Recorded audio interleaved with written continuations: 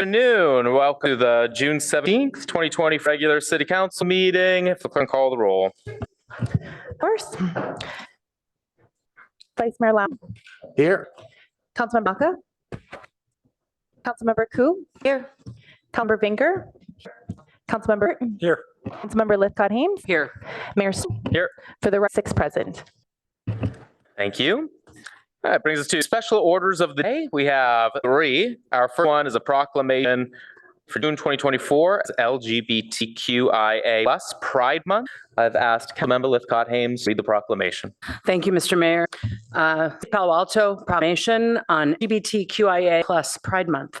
Whereas lesbian, gay, bisexual, transgender, queer, intersection, sexual LGBTQIA+ Pride Month is celebrated nationwide each year in the month of June, and as this month commemorates the riots that took place 50 years ago at the Stonewall Inn in Manhattan, New York, on the morning of June 28, 1969, often viewed as the birth of modern LGBTQIA+ movement. And whereas it is fitting that several major United States support decisions impacting LGBTQIA+ right positive way have been announced in June, including Lawrence v. Texas, 539 558, 2003, which struck down sodomy laws, U.S. versus Windsor, which struck down the Federal Defense Marriage Act, Fowl versus Hodges, which affirmed the right of same-sex couples to marry, and Pavon versus Smith, which held both mothers of a child had the legal right to be listed on their child's birth certificate. And whereas, despite this extraordinary process, the LGBTQIA+ community continues to face systematic discrimination through legislation targeting LGBTQIA+ families, children, athletes, and students, and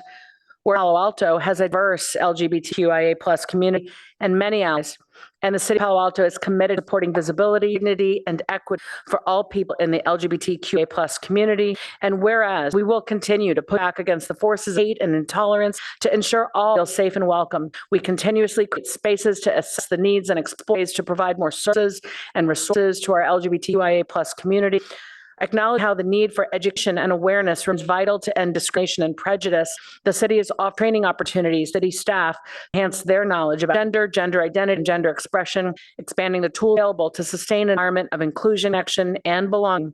Now, therefore, Greer Stone, Mayor, City of Palo Alto, on behalf of the entire City Council, does hereby proclaim the month of June as Lesbian, Gay, Bisexual, Transgender, Queer, Intersex and Sexual Pride Month, and encourage all citizens to join celebrating our diversity, promoting inclusion and equal protection under the law, and eliminating discriminatory policies toward any culture, race, or other identity, expression, or group. Presented June 7th, 2024. Wonderful. Thank you, Council Member Lithcott-Hames. Our second item is,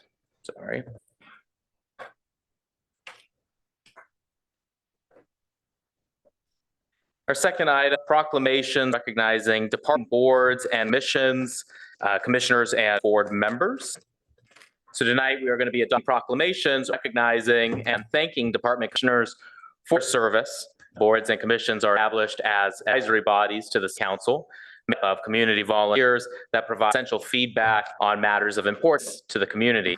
So on behalf of the entire community of Palo Alto, we wish to extend our deepest gratitude to each of you on your dedicated service. Your commitment and contributions have a significant impact on our community, and the countless hours dedicated to meetings and discussions and community engagement has truly made a difference. And as a former Human Relations Commissioner myself, and having had the privilege to be able to serve with Savage, who's departing, I recognize the work that you all do. I just want to acknowledge and thank you all. So we want the opportunity to be able to honor each commissioner. We have several, so we won't read all of the proclamations out loud, but I do want to recognize everyone. Once we do, we'll invite you to take a photo with the council.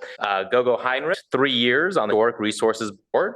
Michael Mackinnon, 25 years, Historic Resource Board. Incredible service. Thanks so much. Margaret Wimmer, 11 years on the Historic Resources Board. Daryl Savage, 5 years on the Human Relations Commission. Taylor, 10 years on the Public Art Commission. Dave Bauer, 7 years on the Stormwater Management Oversight Committee, and 16 years on the Historic Resource Board. Maren Keller, 7 years on the Stormwater Management Oversight Committee. Seth Forsell, 8 years on the Utilities Advisory Commission, and Lauren Siegel, 7 years on the Utilities Advisory Commission. So thank you to all of our department boards and commission members. You've really made such a significant difference in this community, and your service will be missed. But we'd like to invite departing commissioner board members up for a photo with the council.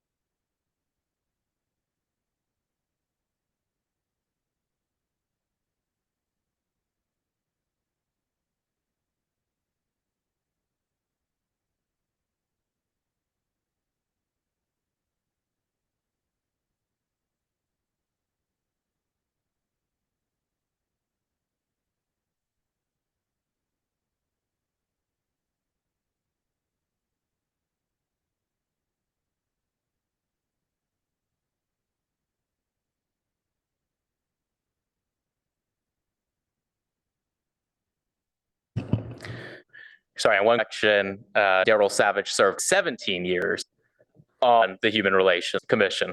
When 5 years seemed to be too short. All right, thank you, everybody. Very much appreciate. Okay, so then item 3, review a list of applications for Historic Resource Board vacancies, provide direction for interviews. I'll turn it over to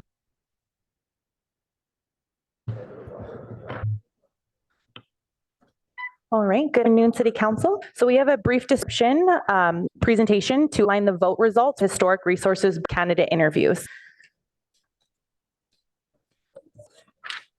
At the February 26th meeting, the City Council deliberated on the process to select candidate interview. The direction provided was to allow each council member a number of votes equal to the number of vacants plus 50%, with a threshold 2 votes for an interview. The vote results are displayed before you. Interviews are typically scheduled for August 5th. The 4 candidates who received at least 2 votes are Barry Katz, receiving from Councilmember Burt, Koo, Lown, Lithcott, Hames, Stone, Tanaka, and Ving. Carolyn Willis, receiving votes from some members Koo, Lowing, Stone, and Vinker. Geddes Ulinskas, receiving votes from council members Burt, Koo, Lowing, Hames, Stone, Tanaka, and Vinker. And Zachary Bonner, receiving votes from council members Lithcott, Hames, and Naka. All right, thank you very much. And we'll hold those views then early August.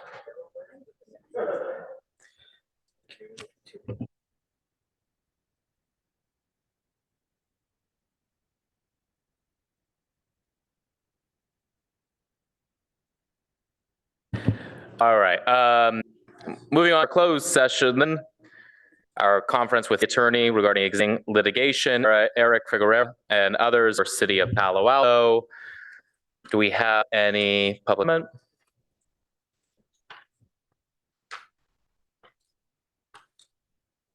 Okay. Our first speaker is MJ.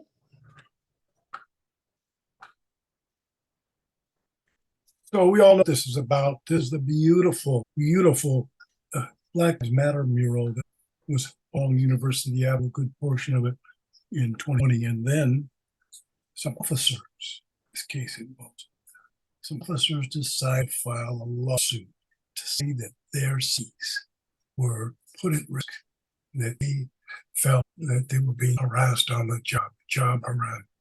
All sorts of stuff. Now, my estimation, other lawyers might agree, other citizens, this is about as close as a lawsuit as possible. I said the last time you went in closed session on this, do not pay these folks off a penny.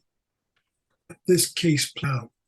This lawsuit at the time hit Washington Post, an extraordinary embarrassment that a city that likes to think of itself liberal bastion. I agree that it's a bastion. I see it as a mostly led by white-wing Zionists and those who think like white supremacist Zionists, but that can debate it as well. What you know is that if you look across the country, if you do your research, we have white nationalist, Ku Klux Klan-like characters, male and female, embedded in law enforcement across this country. Can I say that these folks who filed the lawsuit fit that state of mind? No, I can't. I can't. I haven't checked their voter registration or done any of that kind of. I suspect they're also Trumpites, right-wing Trumpites. Again, do I have that? No. But what I do know is if you give these folks even one penny, you're going to send a message to the black and brown community, others that support that we have to be fearful, even when put beautiful artwork out, express our outrage about police brutality that occurs daily across country. And this department itself, the Palo Alto Police Department, has, as you know, a long, vile history of systemic racism, racially disproportionate stops, beatings, searches, you name it. There's a lot here, but I'm employing you, not to substitute at all. I'm making a Public Records Act today through the city attorney. I'd like to know how much we have sent thus far on this litigation and who the outside counsel is in this matter. Okay, so I'm going to do a little more research. I hope you all just say no to this, what I believe is a frivolous lawsuit holding a gun to our heads. That concludes comment on session item 4. Thank you. Do we have a motion on a closed session? So moved. I'll second.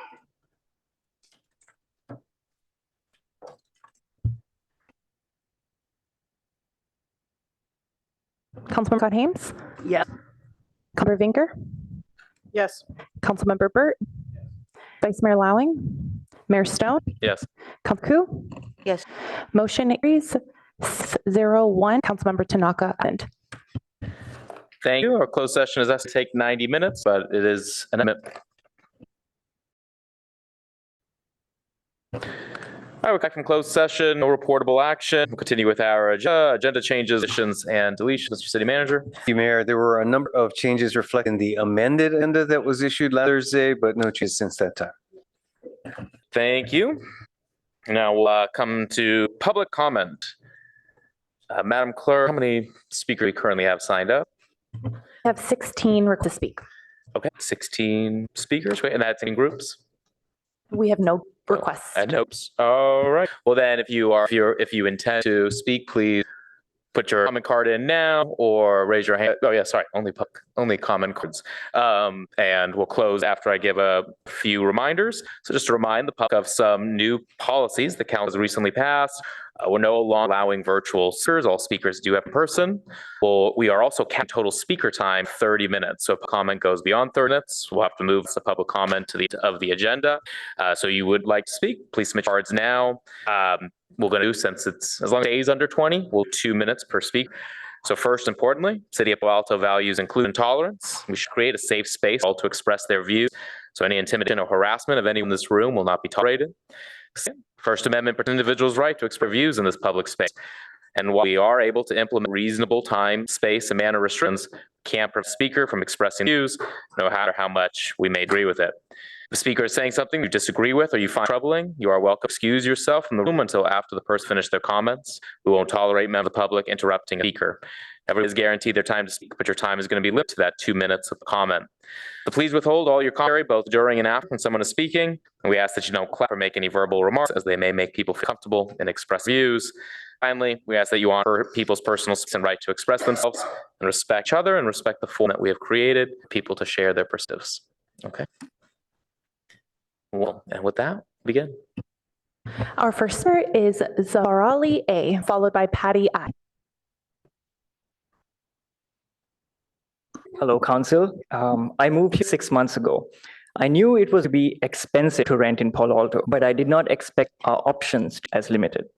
I do not own a car. Instead, offer public transport, walking, biking, car, and share. I was comforted to know that Palo Alto had 2 Caltrain stations, buses, cars, and was blessed with gold-studded bicycle infrastructure. My partner began this for a 2-room apartment, spending 2 months seeing just 3 or 4 places that were either too far from the transit that we wanted, a bit unsafe to walk, too dark, or to run down. We felt pressured to settle far away from our jobs and transit, sacrificing our desire for a sustainable lifestyle. When she found our place, she called me and said, "There's nothing else left. You need to get this one." We were fortunate that with 2 salaries, we are able to pay premium to live to transit and ability. But many of our friends and colleagues are not as lucky. I urge City Council to take leadership to urgently get abundant housing near transit, near work, education, leisure, and community. I hope none of us or our children are ever in this situation again. Thank you. Our next is Patty I, followed by Rika Y. Mayor and City Council members. I'm Patty Irish, and I live at Ching House on Webster Street with about 250 seniors like me. Most of us have lived in residences in the city and sold them to families when we believe the services at a place Channing House would enhance our lives as we grow older. Channing House has 185 employees. They are on site 7 days a week and 24 hours a day. And many of them drive 1 to 2 hours to come to work. Their need for affordable housing is similar to many other employees serving a community with many needed services. Please act with an urgency to build housing. Housing these valuable workers is needed as soon as possible. Thank you. Our next speaker is Rika Y, followed by Aves. Good evening, council members. I'm Ria Mamoto, a parent who raised 3 children in Palo Alto, and one of them with additional needs. We need more housing and access to housing for local workers who are essential to the community, especially educators. There's a need for below market rents that the educator can live in the community they work in. Less access to affordable housing may cause a high turnover in education and school staff. Students need stability in their educators. We also need more access to affordable and accessible housing for young adults and adults with disabilities. So these families with their loved one with disability have a future in the community they belong. We need policy that favor housing in our community. Thank you. Our next speaker is OS, followed by FNL. City Council members, I hope you're all having an evening. My name is Arosh Shah. I'm a rising sophomore now at Pacc. And tonight I'm speaking to you all on behalf of the Palo Alto's Climate Coalition, or Pacc, of which I am the co-lead of the Outreach Committee.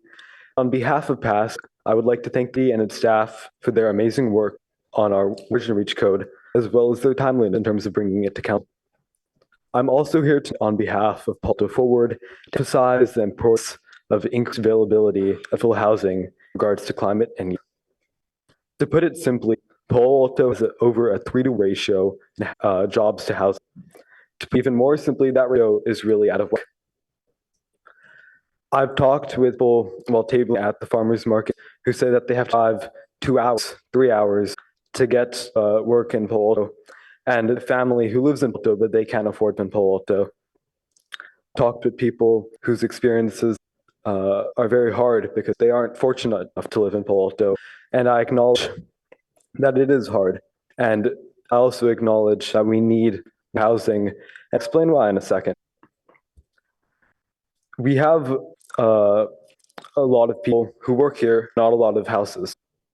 So what does that equate to in terms of climate? A lot of commutes. And a lot of cars create a lot of pollution on our roads. Now, 65% of Palo's pollution comes from transportation. And much of our pollution can be attributed to this. Minimizing these commutes and adding more housing is a good way that we can reduce gas emissions in Palo, and building housing closer to jobs without expanding into precious life ecosystems makes that possible. We have the solutions. All that's left is implementing them. Your time is up. Thank you. Our next speaker is Stephen L., followed by Elaine Yu.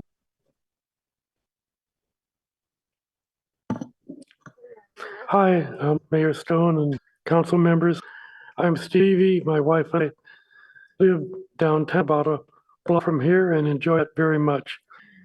I'm thinking about the economic benefits in addition to the equity benefits and environmental benefits that you heard about. One you know very well, which is More houses like where we live or like 660 University Project will bring people downtown, provide our customers for local businesses who are often struggling with work from home and online shopping. In addition, as Patty Irish said, and probably is true for city government, allowing more people at all income groups to live here closer to their jobs and make filling these hard to fill vacancies very difficult. I know from my building, from the 17 tenants and their kids, we all have a car, but the deal about living where we live is we don't need to use car to do a whole bunch of our daily shopping as people who live at 660. Any more housing you build near jobs and services. There's one economic challenge that I want to remind you of. Council member last week for Great Operation talked about the rising cost of living materials and interest rates. It's true for housing.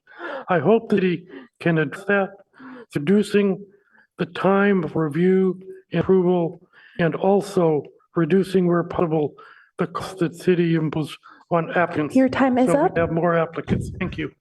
Our speaker is Amy Yu, followed by Bob R.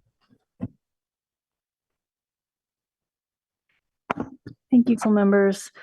10 years ago, I believe it's 10 years, I helped co-found Palo Alto Forward with Stevie and some others, community members who wanted Palo Alto to be a vibrant, walkable, delightful place with more housing, transportation options.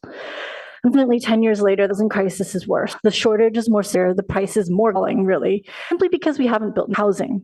That bears this out. Last housing cycle, we built half of our required allocation, and very little of it was for low, very low, or moderate income. In the last 10 years, I've seen a lot of my friends, my kids' friends, teachers, and professionals of all stripes leave our city after being unable to find stable housing options.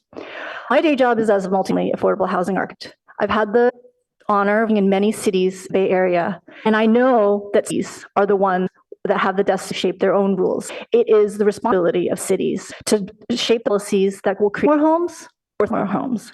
I know that Palo Alto has not been doing as much as other cities have.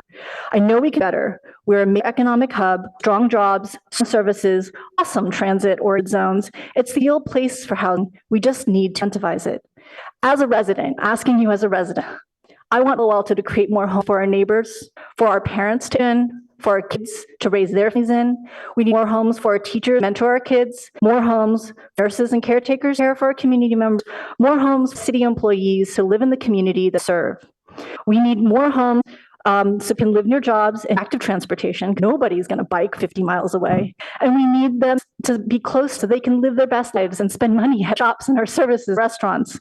We have the power to shape destiny, to create rules, incentivize housing. Say yes to more homes for everyone. Thanks. Our next speaker is Bob R., followed by Rija P.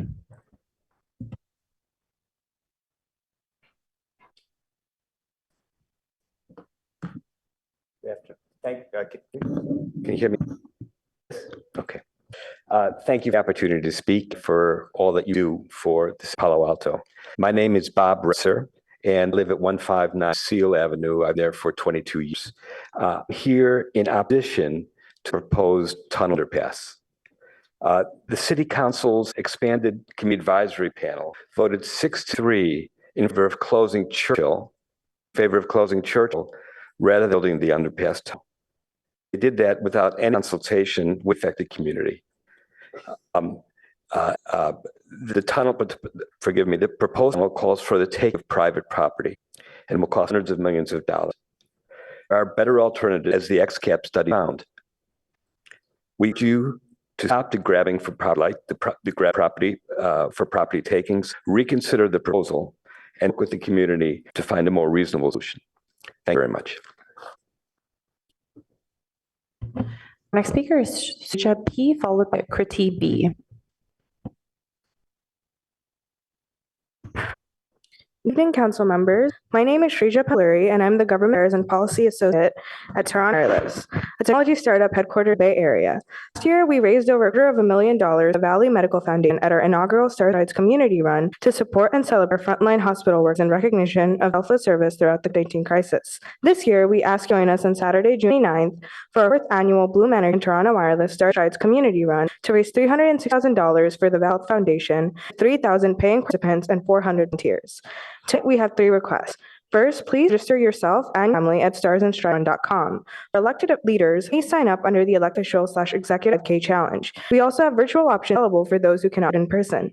Second, please reach out to your community members. We have sample texts you consider using to make it easy.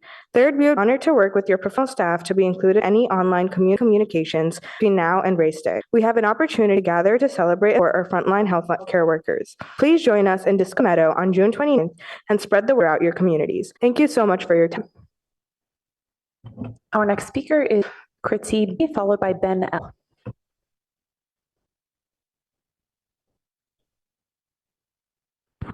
Greetings, Gary Stone, as the council member.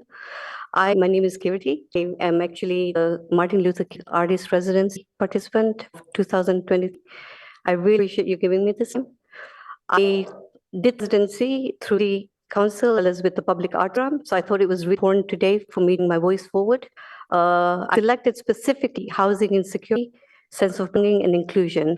Being an artist myself, a writer myself, as well as a teacher, senior, this is like a really important topic, just in Palo Alto, but across California. I wanted to share some of the findings I had from the research. The resident self was connecting with the community in research, connecting the partnerships, which were Moon Mountain Avenidas, Housing Authority, as well as Outer Housing. They were amazing partnerships with me. Through them, I met residents, the diversities.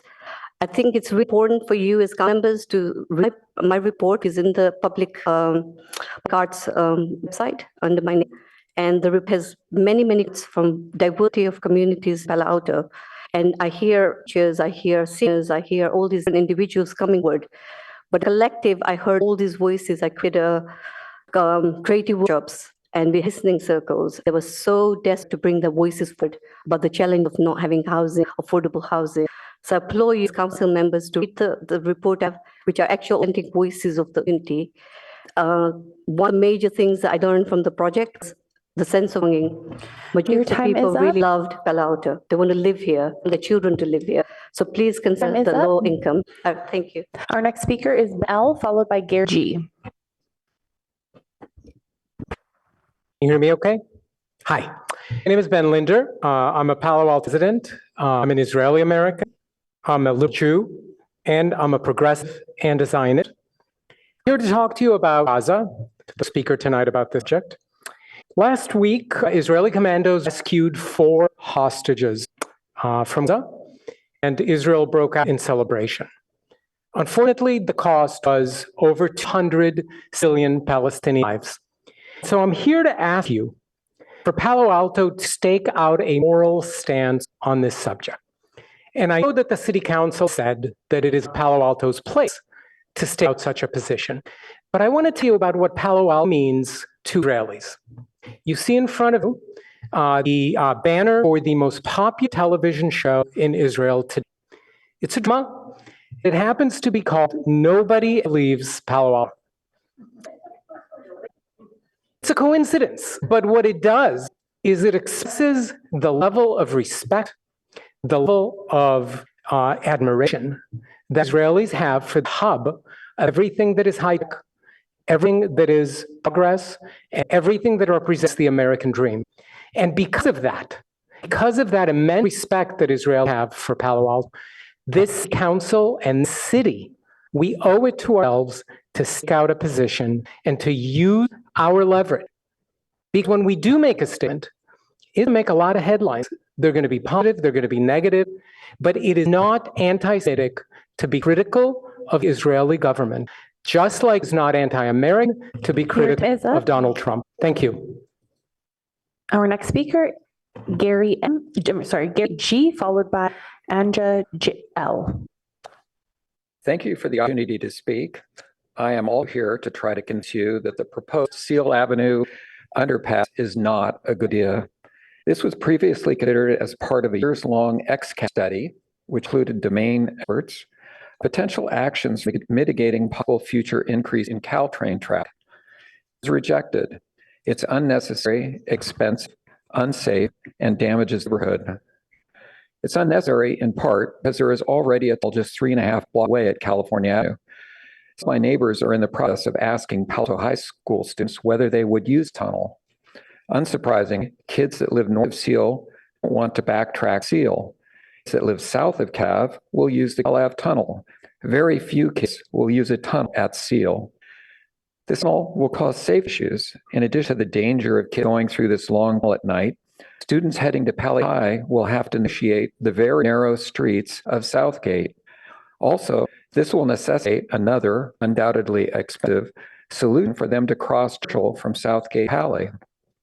Why are we considering spending millions of dollars the city doesn't have to start designing a tunnel before undergoing proper study on whether it will be used? Why don't we also make sure we've properly solicited the opinions of those who will be impacted and openly explore all the options? Finally, I'd like to point out that by the time this project will be complete, the nature of transportation will have changed due to the advent of safe autonomous vehicles. This will enable novel solutions that allow combined pedestrian, bicycle, and alternative solutions. It's possible that autonomous vehicles will obviate the need for increased train traffic. I fear we're about to spend huge sums of money on infrastructure that will be outdated before it is completed. Thank you. Our next speaker, Anja L., followed by Aram J. Good evening, council members. I'm going to read to you. Sorry. Today I'm talking about the Seal Avenue pedestrian and bike tunnel. We have been Palo Alto residents for 16 years, my husband and I, renting a house on the 100 block Seal Avenue. So I'm not so unbiased as far as dominion and property values is concerned. However, I feel the proposed tunnel is highly unlikely to accomplish what the town is trying to address, namely making it safe for kids to get from one side of the tracks to the other, especially when they're in a rush to get to school in the morning. A student walking on a direct path to Pali would have to go 8 blocks out of their way to get to Churchill to use a Seal Avenue tunnel. There are 4,000 Pali students who would be directly affected as the town sought the views of these students and their parents. I asked my who are now past high school, and they're instantly questioned why the solution was not to stop Churchill's to trek, because that's where the high school is at. At a minimum, take the first step before proceeding with this plan, which should lead to this last point. In addition to every Pali student and parent, the residents and property owners of the first few blocks of Seal Avenue have also read the specific notice proposal. I can tell you that we did not, and did our landlord. In fact, I just heard about this meeting not too long ago, 30 minutes, and canceled a phone call to write this email. This is written by my husband. Thank you for time today. Our next speaker, Aram J., followed by Sarit S. So I support wholeheartedly the comments that all the speakers have made reference to Palo Alto Forward, support the need for to say the least, and the council needs to do more. You need to get your housing element and get your act together. I also believe that it's unjust ordinance to suggest that you all talk about foreign policy, except when you're ready to do it on cultural systems, et cetera, et cetera. The law is unconstitutional on a basis applied unjustly. It's getting pro-Palestinian speakers. Get it together. We need to have a discussion about the ceasefire, permanent ceasefire day. 7,000 folks have died. Switching subject, I'm making a Public Records Act because I want to know when you all intend to have a fire truck at station number 4 nearby an apartment complex where I have loved ones. And I also know whether Bill's Cafe, that whole Phil's Coffee, all of that little area burned. Did we have a fire truck at Fire Station 4 at that time? I might mention also that a lot of cooperation with the fire department in the last couple of weeks called for an inspection of one apartment complex, and guess what? It did pass the fire aspect of it, or hazmat. I'm wondering whether where the mayor lives, or his apartment complex, whether he's to see whether it's hazmat and the fire inspection. I'm wondering and I would like to have proper staffing with fire department to do annual fire inspections of all apartment complexes in Palo Alto to avoid a disastrous fire with lost lives. Why don't we have a fire truck in the wealthiest city, 60,000 on the planet? We know. Thank you. Our next speaker is Sarit S., followed by Lori M. Council members, I appreciate your new policy prohibiting Palo Alto City Council from taking positions on foreign affairs so that the city council can have more time to focus on Palo Alto business. Unfortunately, some community members continue to come in, call on you to divest from Israel, and call for a unilateral ceasefire. So here I am again, letting the record straight. For months, Yahya Sinwar, the Hamas military leader, has resisted pressure to cut a ceasefire and hostages deal with Israel. Behind his decision is a calculation that more Palestinian civilian deaths work to his advantage.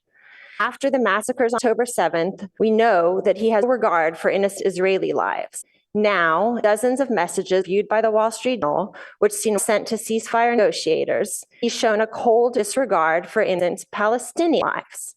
One message said civilian losses in national liberation conflicts are, quote, necessary sacrifices. In another letter to Hamas political leader Ismail Haniyeh, Sinwar said his own son's deaths would, quote, infuse life into the veins of the nation, prompting it to rise to glory and honor. In an interview with a journalist, Sinwar said, quote, "Leak the headlines only with blood, no news. This is the leader of Hamas, intentionally sacrificing his own people. If you want to end the bloodshed, call for the release of hostages and the surrender of Hamas." Thank you. Our next speaker is Lori M., followed by Sohila M. I'm here presenting hundreds of Palo-Altans. Thank you for all you do before you break for a well-deserved summer recess from council meetings. When you come back in August, there's more work to be done around city and belonging, including a real need for anti-Semitism education for city leadership. We've seen a rise in normalization of anti-Semitism in Palo Alto, including anti-Semitic tropes here in chambers just last week with a young speaker referring to, quote, super wealthy billionaire who worked to change policies in Israel and brainwash people in the United States. And another Palo Alto speaker posting on her social media that is raise harvest Palestinian organs. These are modern versions of old anti-Semitic tropes. You cannot make this awful stuff up. Please institute mandatory anti-Semitism education for all city leadership so that you can lead example and help Palo Altans, including those young public commenters, understand, recognize, call out, fight anti-Semitism. We look forward to working with you on this when you return and hope that you have a very well-deserved summer recess. Thank you. Our next speaker is Sohila M., followed by Kathleen J.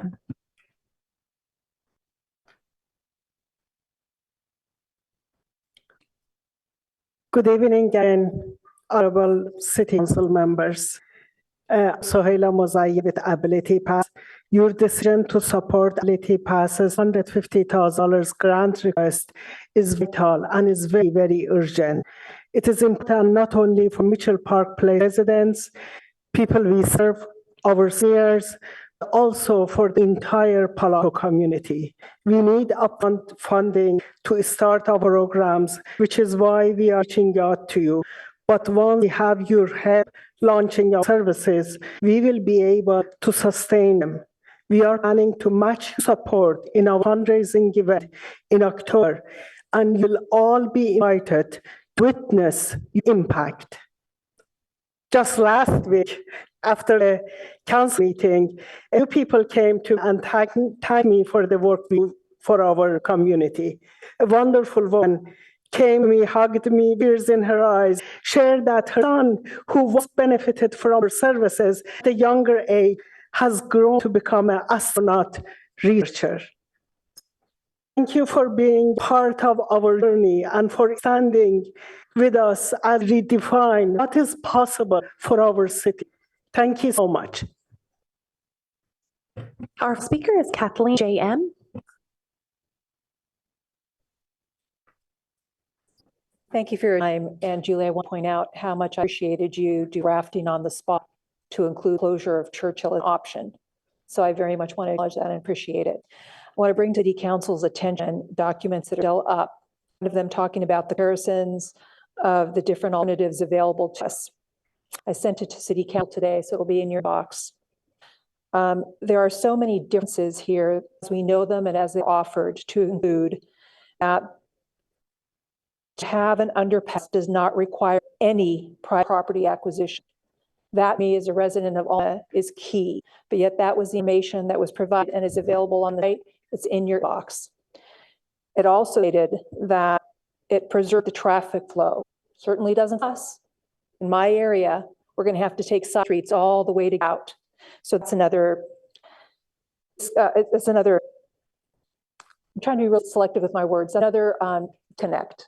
When I go through the list of like 10 things, well, half of them, not the truth. And it's not a case of, it's a judgment call, it's just not the truth. So I would ask City Council, please look at the list that I sent all of you and have that be part of your decision going forward. Thank you for all of your time. That concludes public comment on items on the agenda. Okay, thank you for everybody for coming out tonight and speaking. Move to next agenda item. Council member questions, comments, and announce.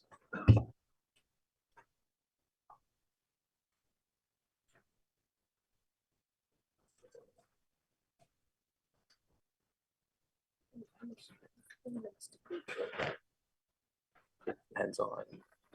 Yeah.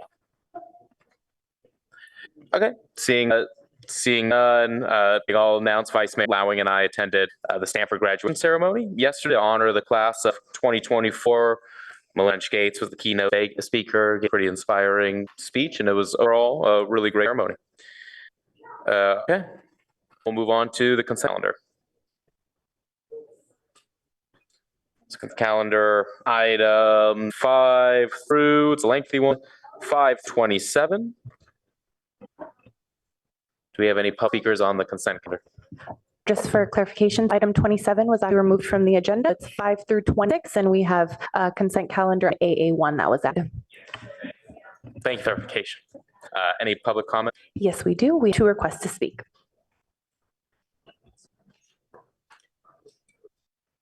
First speaker is B.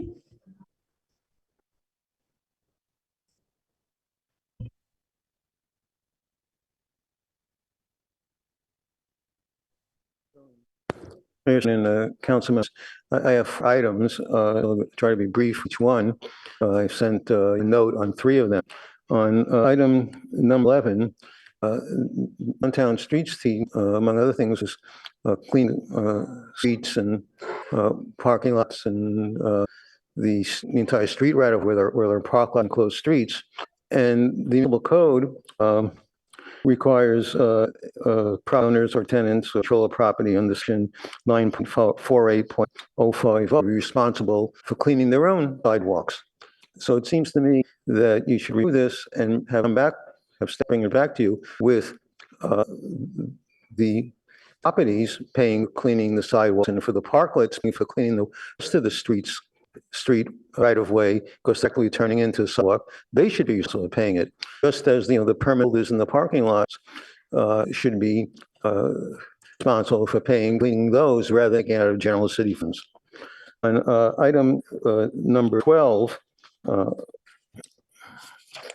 which is installation contract for a dog park, to mention which park. I think that's an appropriate the Brown Act. In fact, it takes more effort to put the name of the specific park in the agenda than it does to put the name of the park.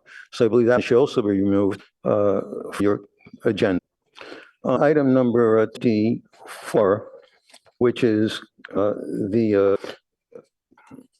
initial study and mitigative declaration for the to the premises, is the city council as the approving authority that has to review the comments and responses to comments on the initial mitigating declaration.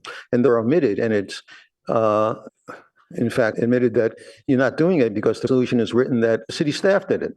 And also, if you follow the link in the footnote, the ISDMND, there are attachments to that, and they're omitted as well in what's before you. So I think that should be moved both because of CEQA and the Brown. And finally, an item I didn't have a chance to send you something, I believe, is the 15 thing with the joint powers with the money for transportation. But this change, the main need for underpasses or grade separations for all those commuters who used to come by automobile, Palo Alto, Your leave time Palo up. Alto, and that's not happening anymore. It's a waste of money. Thank you. Our next speaker is David. Hi, Congress, and thank you very much for the speak again. I wanted to talk a little bit more about item 15, the grade separation and the plan for the underpass at sea. There are a few things I've already expressed my concerns about this tunnel and the safety, particularly with children taking that tunnel at to and from their schools. I want to point out again that with the current plan, the kids do cross through that tunnel through Southgate neighborhood and still have to cross very busy traffic, which has not been closed off to traffic. I would like very much to have you all consider again closing Churchill to traffic. If you want safety for the children, number one priority, get cars off of that intersection is got the top priority. And then, sorry, if you just kind of keep your focused on the funding agreement, what is the point of item 15? I'm sorry for diverting. I appreciate that. With respect to the fund for the proposal, one of the considerations that's come up is that funding for all of crossings is in jeopardy. And my understanding is the priority is the two south grade separations at Charleston and Meadow. And I am concerned that they may go ahead and build the seal tunnel before funding is approved for the Churchill crossing. And so I'd like to ensure that any plan for this include contingencies such that if that funding to come through, we don't start the seal tunnel first. If this goes into the engineering plans or it goes into the funding agreement, but my understanding is that the funding for most of these projects is also in jeopardy, and that you guys are voting right now just on for the engineering. And I'm concerned that this a waste of money on the engineering project that's not going to happen anyway. And actually, if they build the seal tunnel and don't do the grade section at Churchill, I guarantee you nobody's going to use that tunnel if they can cross it. Thank you for your time. I apologize for going off track. I need to apologize. Thank you. Okay, back to council. Do we have a motion? Back to no votes and repeal. Move the consent calendar. Second. Okay, thank you. Then no vote requests to pool. Councilmember Koo. Well, I'd request to number 15, but if I don't get anything, I'd like to register a note on that. Okay. Councilmember Tanaka. No on 9, 11, 17, 3, 24.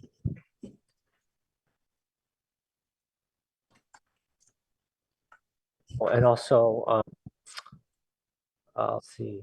Yeah, I said 19 already. I'm good. Did the clerk close?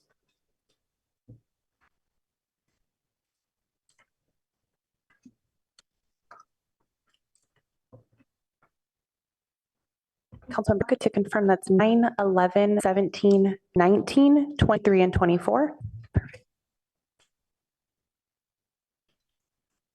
All right, others? Okay. None. When the clerk is ready, call the vote.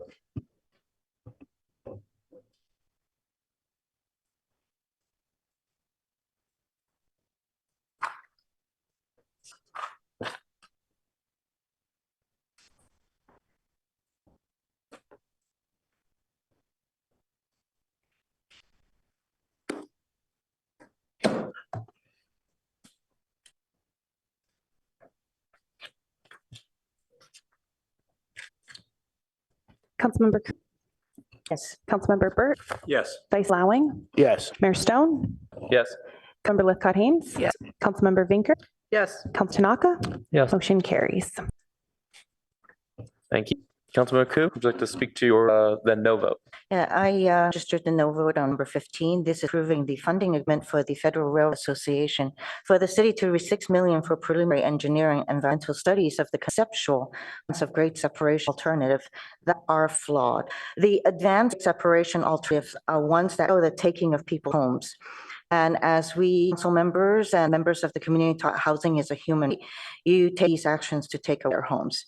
The remaining 14 that is expected VTA's Measure B grade separation fee is a tax that was voted in by us, which takes a total of 20 million in order to be spent on this conceptual grade separation alternative. which have property taking. So 20 million to the Great Separation was causing so much angst and keeping homeowners uncertain if their homes will be taken from them, affecting their property values, affecting plan for their lives and family is a complete waste of money. And money is actually first money. So I would hope that we go back, revisit these separations instead of and looking at the alternatives that we have versus that will be harmful to people. Lastly, thank you. Thank you. Councilwoman Tanaka. Yeah, thanks. So 9, active project, but in the report, it was really unclear whether the amount we got from Ross was within budget or was higher or than the prior bridge. It wasn't clear. I could not find in the report. So it had been good, but because of the staff report, I could not tell. On 11, in principle, I love this program. I really love the concept of what this is trying to do, but it's a 51% cost increase, which is dramatic. The city's running a $1 million deficit this year. And the other thing that's going on is a lot of people in our city have been thinking about how dirty downtown is. I think it's really important that in all vendors that serve downtown be held accountable to making sure that the city's clean. Unfortunately, in the staff report, there's a lot of great performance metrics, but all self-reported. None of them are by third party. And I believe in order to keep our downtown clean, we need metrics in there that are by staff, done third party, to ensure that the service that we're getting to clean downtown is clean. On 17, I've said this many times, but we are already overbid on the new jail building in Cal Ave, and this is another increase on the amount that we're spending on this. I don't agree with that. It doesn't make sense. I don't think you need the building. On number 19, this is a setting of the cost between the cities for the wastewater plant. And my main issue is that it's not on usage; it's based on historical contributions of capital, and so. I think given that the cities around us have grown, their contribution for the credit line, also their obligation for the line should also be higher than ours, not based on historical capital allocation.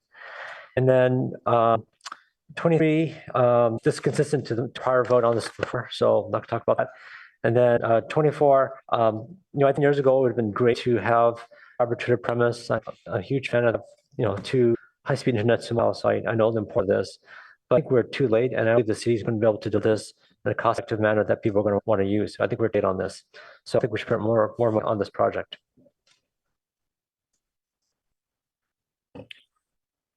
All right. Thank you.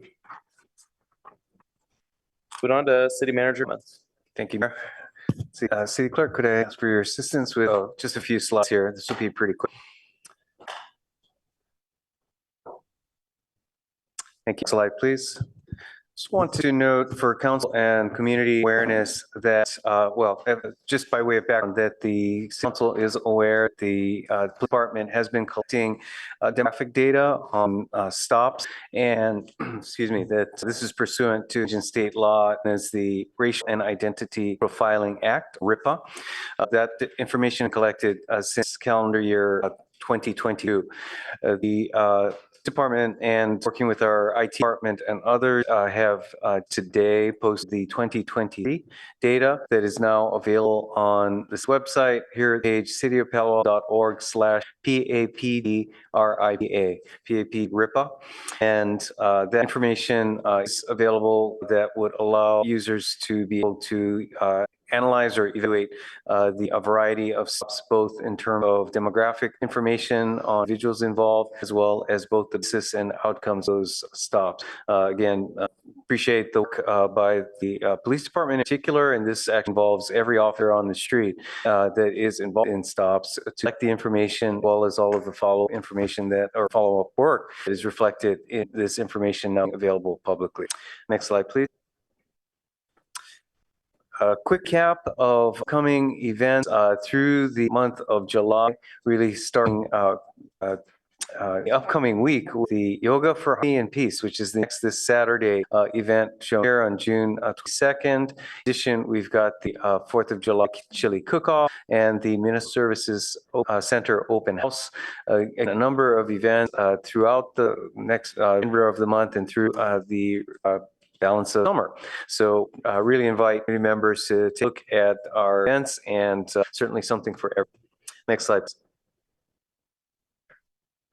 Also want to note with Juneteenth this week, we have a number of events that are occurring here in town as well in neighboring communities.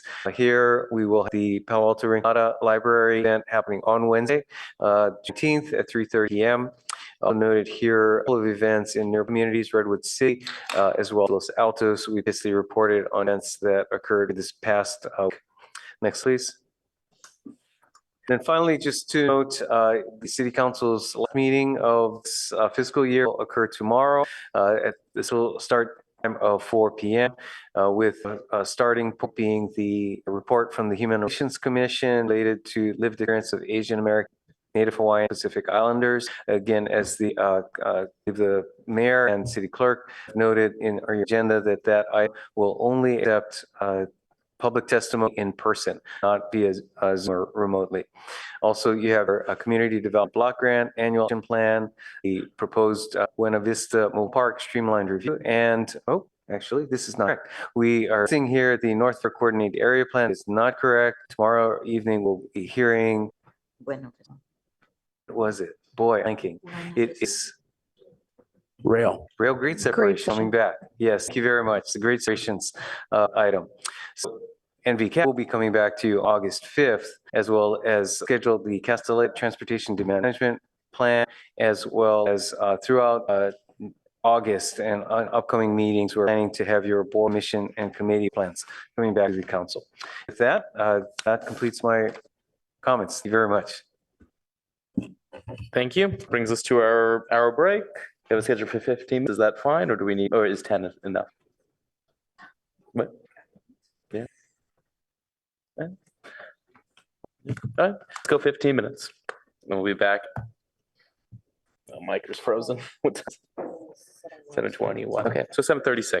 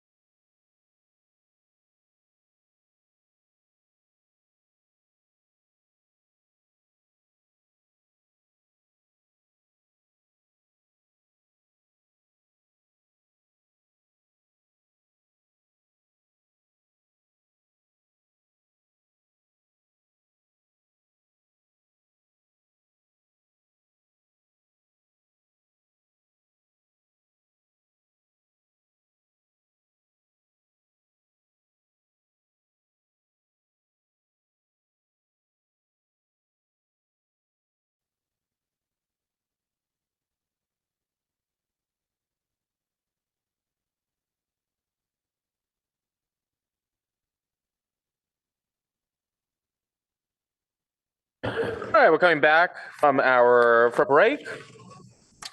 We will get started with action item 28, the public hearing on the adoption of budget ordinance for full year 2025, including operating and capital budgets and the municipal fee schedule.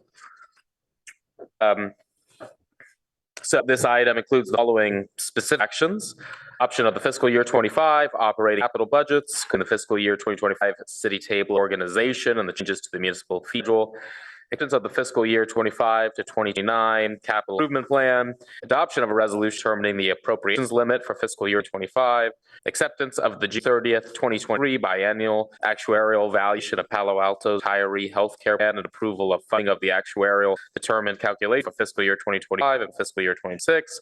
Finally, Council may provide additional to staff on Finance Committee requested staff work plan items. And due to California Political Reform Act, review of this item will be sectioned into two parts so that Councilmember Vink can recuse herself from staff-related elements of the budget outlined in attached C of the report. So the order of the proceedings for this item will as follows. We'll have a staff presentation, one round of technical questions from the council. We will hear public comment. Then Councilmember Vinker will have a recusal. Council will then discuss and approve items in attachment C. Then Councilmember Vinker will join us to discuss the remaining fiscal year 25 budget items. So I'll turn it over to staff presentation of tonight's action to adopt the budget. Good evening, Mayor, Council, and members of the public. Lauren Lai, the Chief Financial Officer for the city. It's a pleasure to be here tonight. As mentioned by the Mayor, tonight we have some financial tasks for you. So next slide, please. So tonight, we're hoping to conclude the budget deliberation. And so in this staff report, we have a summary of all work the Finance Committee has done in deliberation to date. We'll review the final balancing actions.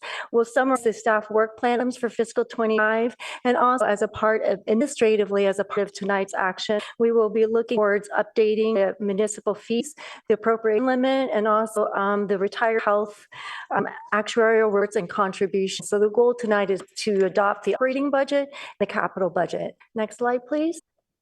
So this slide may look familiar. This is the chronology of our budget conversations and calendars starting in beginning of May and to where we are, which is consideration of the addition of the budget. So, so I want to also say thank you. Thank you to council and to the Finance Committee who put in an inordinate amount of hours into this work. The executive, the city manager, the city staffs of the department, especially the Office of Management Budget staff who are watching but are not here in this room. They've all done a lot of work.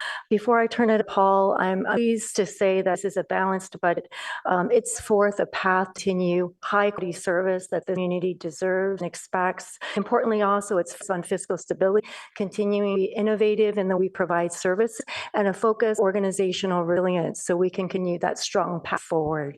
So that I'll turn it over to Harper. Thank you, Director Lai. Next slide, please. Good evening, Mayor and Council members. Harper with the Office of Mint and Budget. So this slide has several data summarizing the fiscal 2025 budget to prior years. As you can see, there are actuals for fiscal 2020 through fiscal year 2023 at the top of the slide, and then adopt budgets for fiscal year 2025. I note the budgets dipped from 20 through 2022 as the city going through the pandemic have returned and exceeded those budgets through fiscal year 2025. The operating budget for fiscal year 2025 is a little bit over 1.1 billion, with 370 in the general fund and 482 million for total infrastructure improvements. In addition, the 5-year cap improvement plan is budgeted or planned for about 0.7 billion for the 5-year CIE. There are two reserves that we talk about in the general fund, focusing on those. This one is the Budget Stabilization Reserve, or BSR. As part of this budget, it recommended that the BSR be left at 54.4 million, which is 18.5% or the recommended level of funding as part of 2025. And the Uncertainty Reserve, which is the one-time funding that we've been carrying year to fund short-term shortfalls, is recommended to remain at 6.2 million to help fund the estimated $11 million gross deficit projecting for 2026 at this point. In terms of staffing, 9 full-time positions have been recommended to be added to the budget, with 16 of those positions in the fund. This includes 9 additional positions from what was in the proposed budget. These are 3 firefighter positions to up staff fires in 2 in order to stay engine at that station on a full-time basis. 5 positions of the Junior Museum and to align with recommendation from a consultant study, and an associate program administrator for sustainability and climate action plan work in electric fund. Next slide, please. So this slide and next slide go together in that they show the recommended changes to the proposed budget for the general fund that were determined through the Finance Committee review process.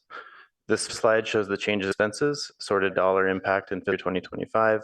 There are two columns of numbers here. The first column on the left shows the 25 amounts. The second column shows ongoing impact. And both of these columns go up to about 3.4 million in 2025, as well as going. To note, in addition to these changes, it was recently brought to our attention that there was an oversight funding for the HISRAP program in 2025. In order to keep overall funding in 2025 comparable to 2024 with an increase for PI, staff is recommending an additional change of $58,000 to be added to HISRAP and that the guarantee reserve be reduced to $61 million. So we will add as part of the motion tonight's council approval if council determines that's what they to do. Next slide. This slide shows the recommended sources or revenue changes to fund the expenses on the previous slide. In fiscal year 2025, the source matched the expenses. There isn't any additional impact. However, ongoing, there is about a gap of about $1.9 million. The amount is part of the predicted $11 million estimated deficit in 2020, so as previously did on slide 3. Next slide.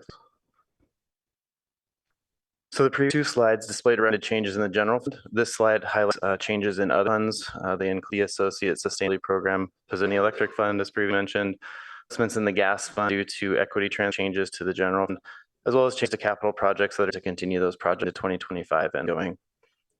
Next slide. This slide highlights the work plan items that's discussed with Finance Committee. These items necessarily need additional funding at this time to adoption. However, staff continue to work on them through 2025 and return to Finance Committee and or the council with dates and necessary recommendations for funding as they come up. Just to highlight a few of them, the ability path funding request is recommended to be considered again as fiscal year 2025 year. Further study of fire emergency medical response fees and supplemental resources is included as, excuse me, in addition to review of the park room installation prioritization with specific focus on the party restroom. Next slide. Lastly, this slide shows draft motion for this evening. As Mayor taught, it includes adopting fiscal year 2025 budget ordinance, accepting the 5 through 29 cap improvement plan, adopting a resolution in the appropriation limit for fiscal year 25, and getting the biannual actuarial valuation Palo Alto's retiree healthcare plan, and having funding for the 25 and 26 two-year phase-in that was recommended as part of my committee's study of this. This concludes staff's presentation, and I'm back over to Mayor. Thank you for that. All right, we'll have one round of technical questions from the council.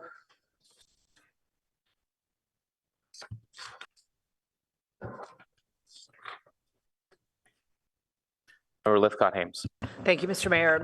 Thank you, Ms. Lund, Mr. Harper, for your presentation and my comments on finance, for all your work, and to the staff who are here for their tremendous efforts. Well, here we are, ready to approve budget for next year.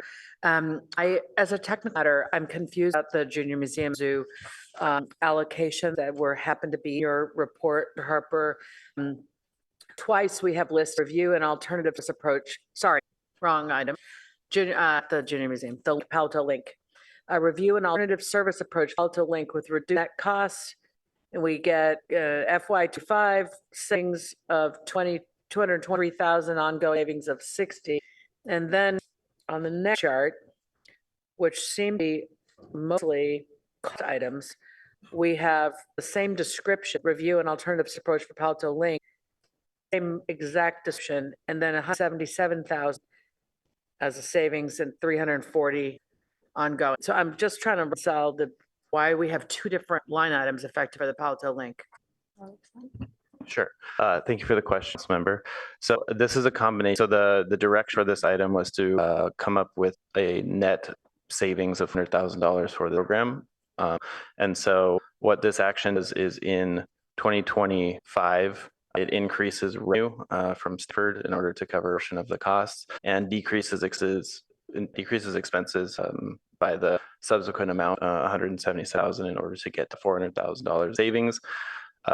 When with this, staff was confident that those going revenues could be seen, and so on the ongoing plan at this point is to reduce expenses by that $340,000 and increase revenue kind of minimally by $60,000. So it's out to the same amount of savings.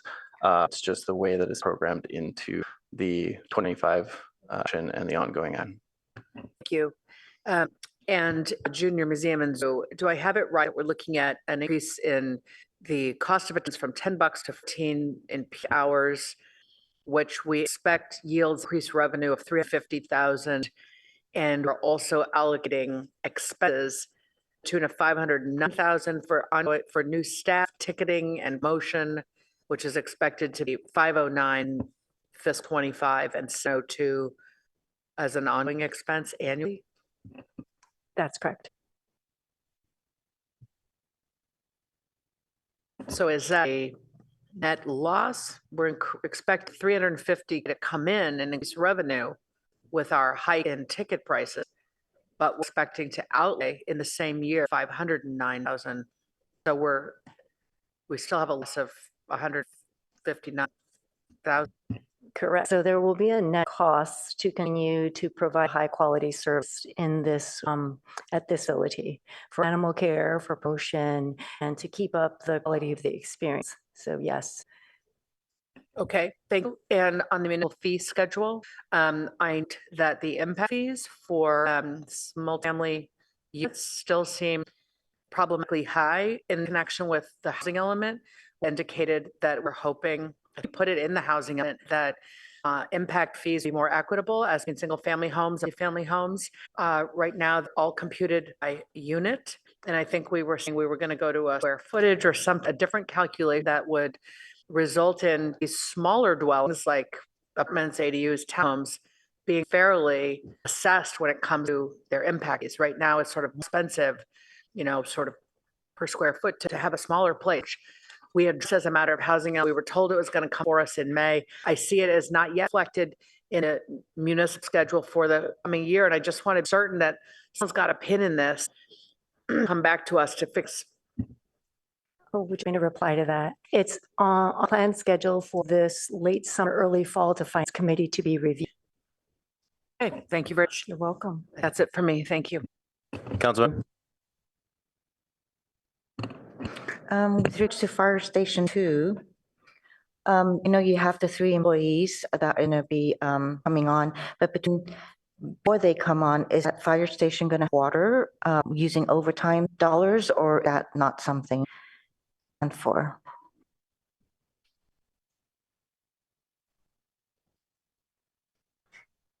We can wait for them to come on. I've spoke to the chief about this. Oh, the chief's here. Hi, Chief. Good evening, Councilors. Geo Blackshire Fire Department. In regards to your question about staffing in 62, the plan is to start staffing it with overtime at the beginning of the fiscal year. And then when we fill the vacancies, we will have it without overtime. Very, thank you. Reassuring. Then so on the page where you have city special event funding consolidating, there is a number of monies that are allocated to certain organizations. Third Thursday, are those going to be the 40,000 that is allocated to them? Is that going to be an ongoing thing, or are we expecting them to actually try to find funding through the businesses that are there, or through an association that we're trying to, hopefully California Avenue's business this will form so that they can support these sort of events rather than have the city pay for that?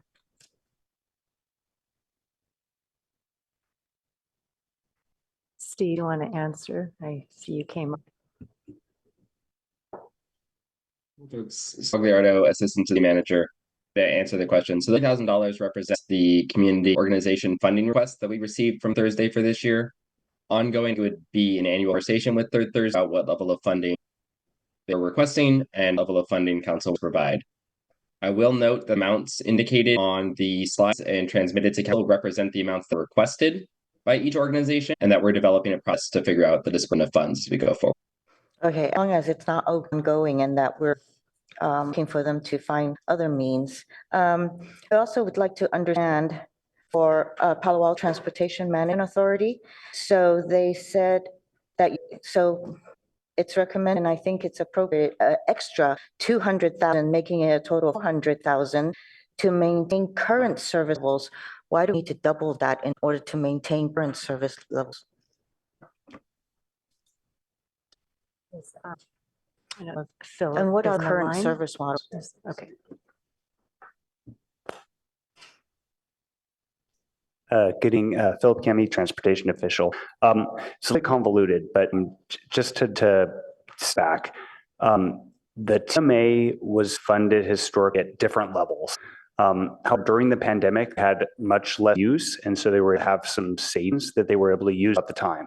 Last year, council gave the TMA additional funding, which would have amounted to approximately 304,000 annualized, approximately that much.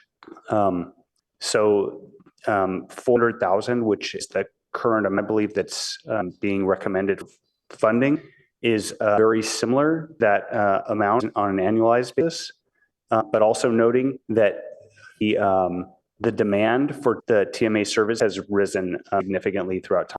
And so there's a need to request from the TMA to keep up that growth, that demand that's returned following the pandemic, and to meet the reduction of the SOB. And I also want to note Justine Burt, the director of the TMA, is here if you have any specific questions regarding the TMA. Actually, it would be good to hear if any other reach to corporations or to tech companies or even to other businesses in order to fund some of this other than always coming to the city. I know that this has to do subsidies, and so I know there's discussion with Caltrains and VTA, but I think that it doesn't seem like it's getting.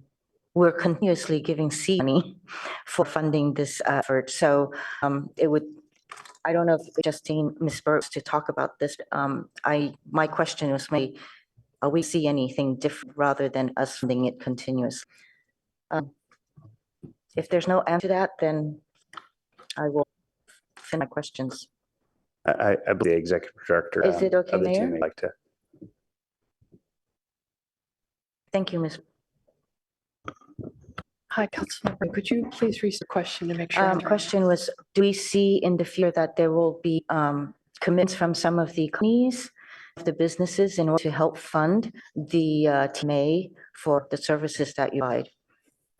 I'm sure you're aware that many of the largest tech firms in the world are in this research park, which has its own transportation management association. We had a member of Amazon on our board last year. He's since retired. Salesforce is one of the other large employers. They have declined to join.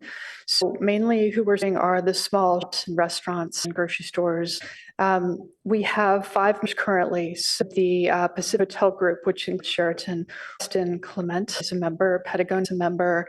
There are 3 other companies that are members. Most of the rest of the company we serve are the small mom and pops that make Palo such a wonderful place to live and to visit. In the next year, we have quite a bit of additional demand. We recently figured out that the Stanford Mall does not have a transportation to management plan, and so we can work with them. Several hundred people, many low-wage service sectors work there, and they're right across the street, as you know, from the Palo Transit Center. And later on tonight, I understand we'll be talking about the Caltrans project to switch from 220 on-street parking space to bike lanes. And so we've already doing a lot of outreach to small businesses, the 208 businesses along there. There's a lot of potential between those 2 areas, as well as Channing's, which is 150 essential workers. So a lot of work ahead of us. And traffic is back. So we look forward to continuing to provide services to the small businesses here in town. Thank you. I still didn't have my question answered, and I'm glad you have members on your board, but then there's a difference between being a member, and that's good, they give advice, but then there's no funding coming in. So that's where I am going, but my time is up, and I appreciate you sharing all the steps you have taken. But thank you, my time, thanks. Councilmember Tanaka. Yeah, thanks to the Finance Committee for his work. Can staff bring up slide 4, 2025 budgets? And maybe staff brings up, ask a different question while we wait for that. Tell me, what's the status of Fire Station 2 now in terms of staffing levels? The plan?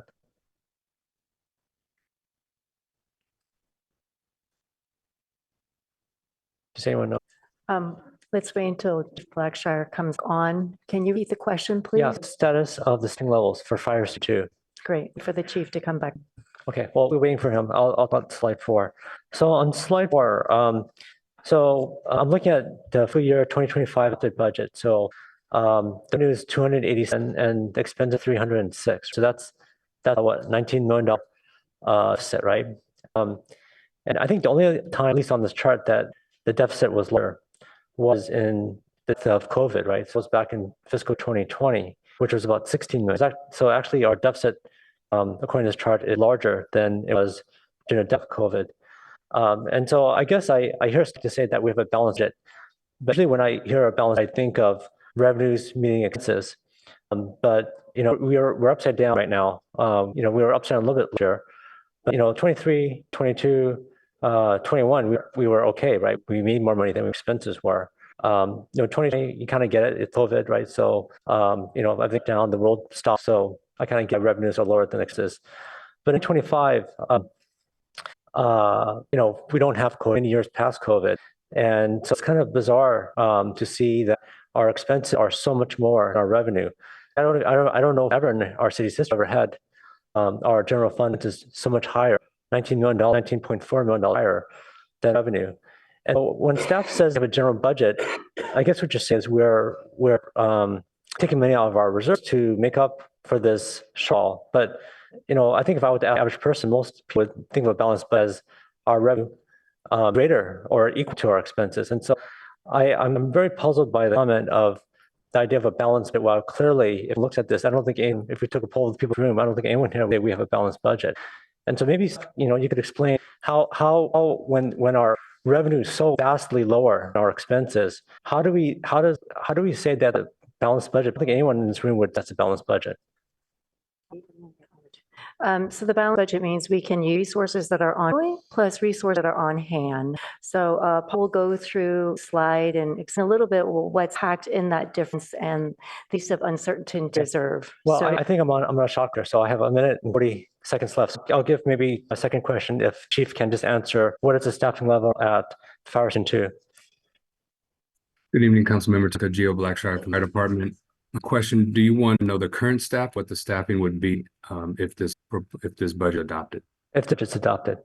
So if this is adopted, we will be staffing a fire engine full-time, that's 24/7/65, as well as a full-time ambulance running and paramedic and minimum paramedic and ambulance 24/7/365. So that fire station was staffed for the year. Okay, this is the one in near Sheriff's? That's correct, on hand. Okay, someone told me that it wasn't fully staffed and just wanted to understand the disconnect there. So it is, I mean, I was looking at the political and it's talking about how the city of Palo has 2 fire stations and all this kind of stuff. I don't know if you saw the article, but. Right.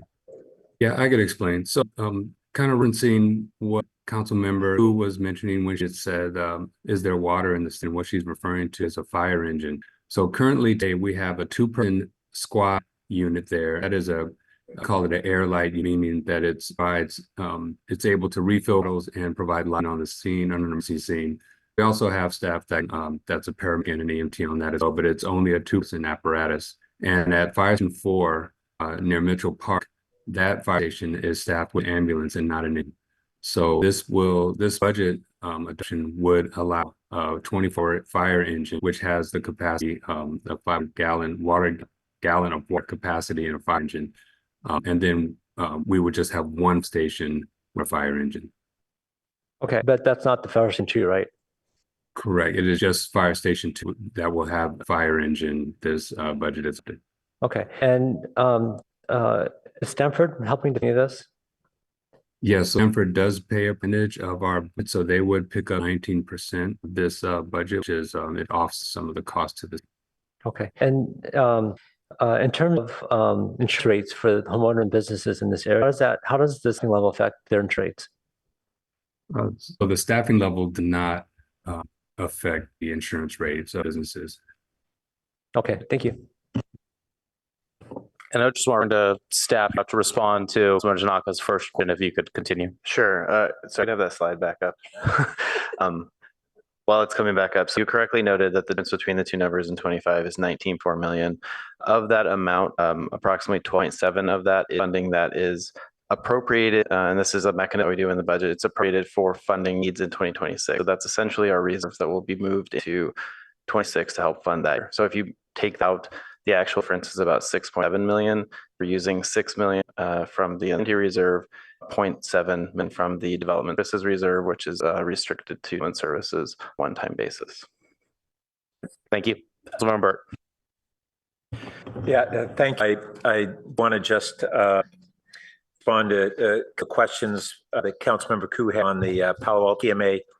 Basically, when it was formed, there was a hope that large businesses would be contributors to it. But what was determined was they really all had their own DM programs. They need the TMA. What was found was it was the small business and the low-income workers who did the service of the TMA.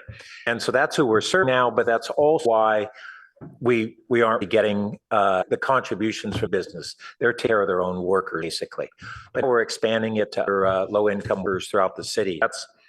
That's kind of the thrust of why the original concept 8 years ago of a privately funded TM isn't really there. They are getting grants and collaboration.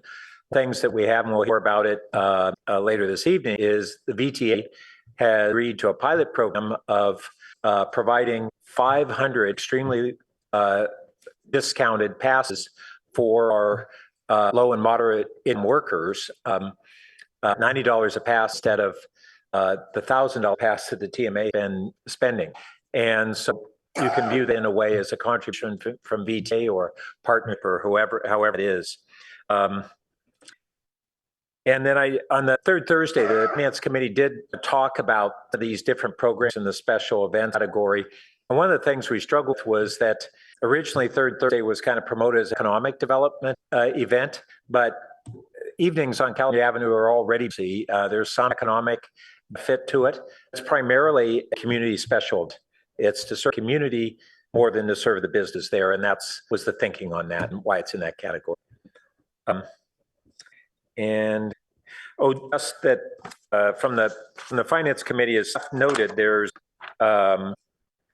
on slide 8 a number of items that we did not or put into this, but that were in different degree looking to visit them once we have the year budget update and see whether this year, like other years, we're coming in with strong revenue and lower expenses than budgeted or not. But one of the things to remember is that almost always we up at the end of the year with what we'd call a surplus above our budget. That's because we deliberately, but in a moderately conservative manner. And so we'll see at mid-year how that plays out. But that's what essentially a number of those are on for, and hopefully we'll be able to have that discussion in February or so.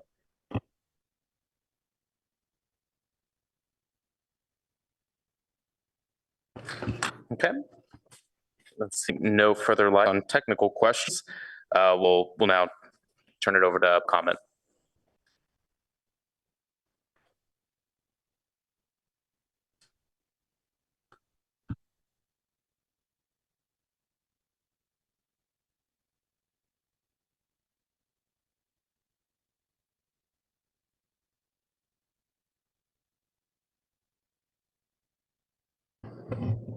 Our first speaker is Herb B, followed Bill Ross.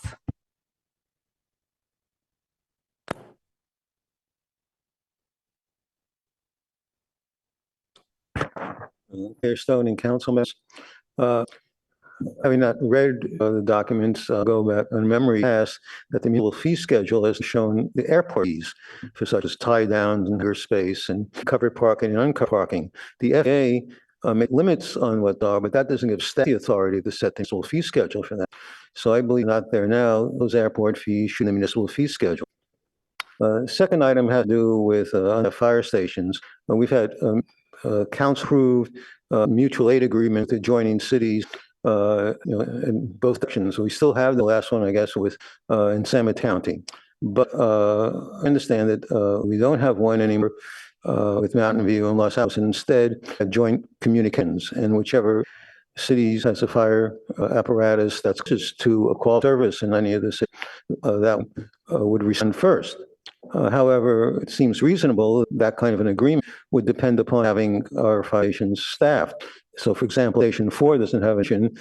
We still have that kind of agreement where we're getting responses if View is closer. That's why Station 2 is now called 62. That first digit is referring to Palo Alto as opposed to different digits, I think, for Mountain View and maybe for Los Altos. So that's something that I call the council ever, just done by staff and how that works. In regard to our five to the premises, we've never had an accurate description of allocation of cost where the FTTP program and the elect are sharing labor where their two networks go together.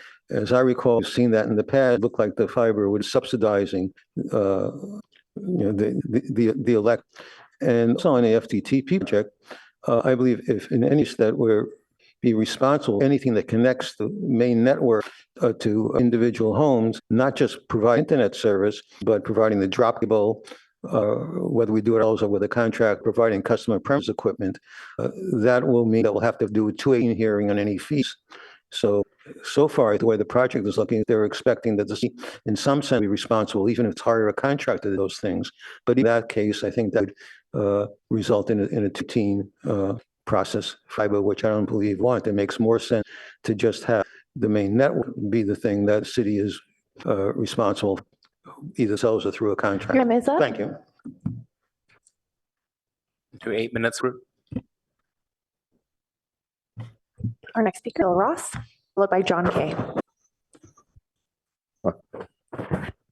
Good evening. I'd like to thank staff and members of council for the work that they've done on the budget so far, the $1 billion budget.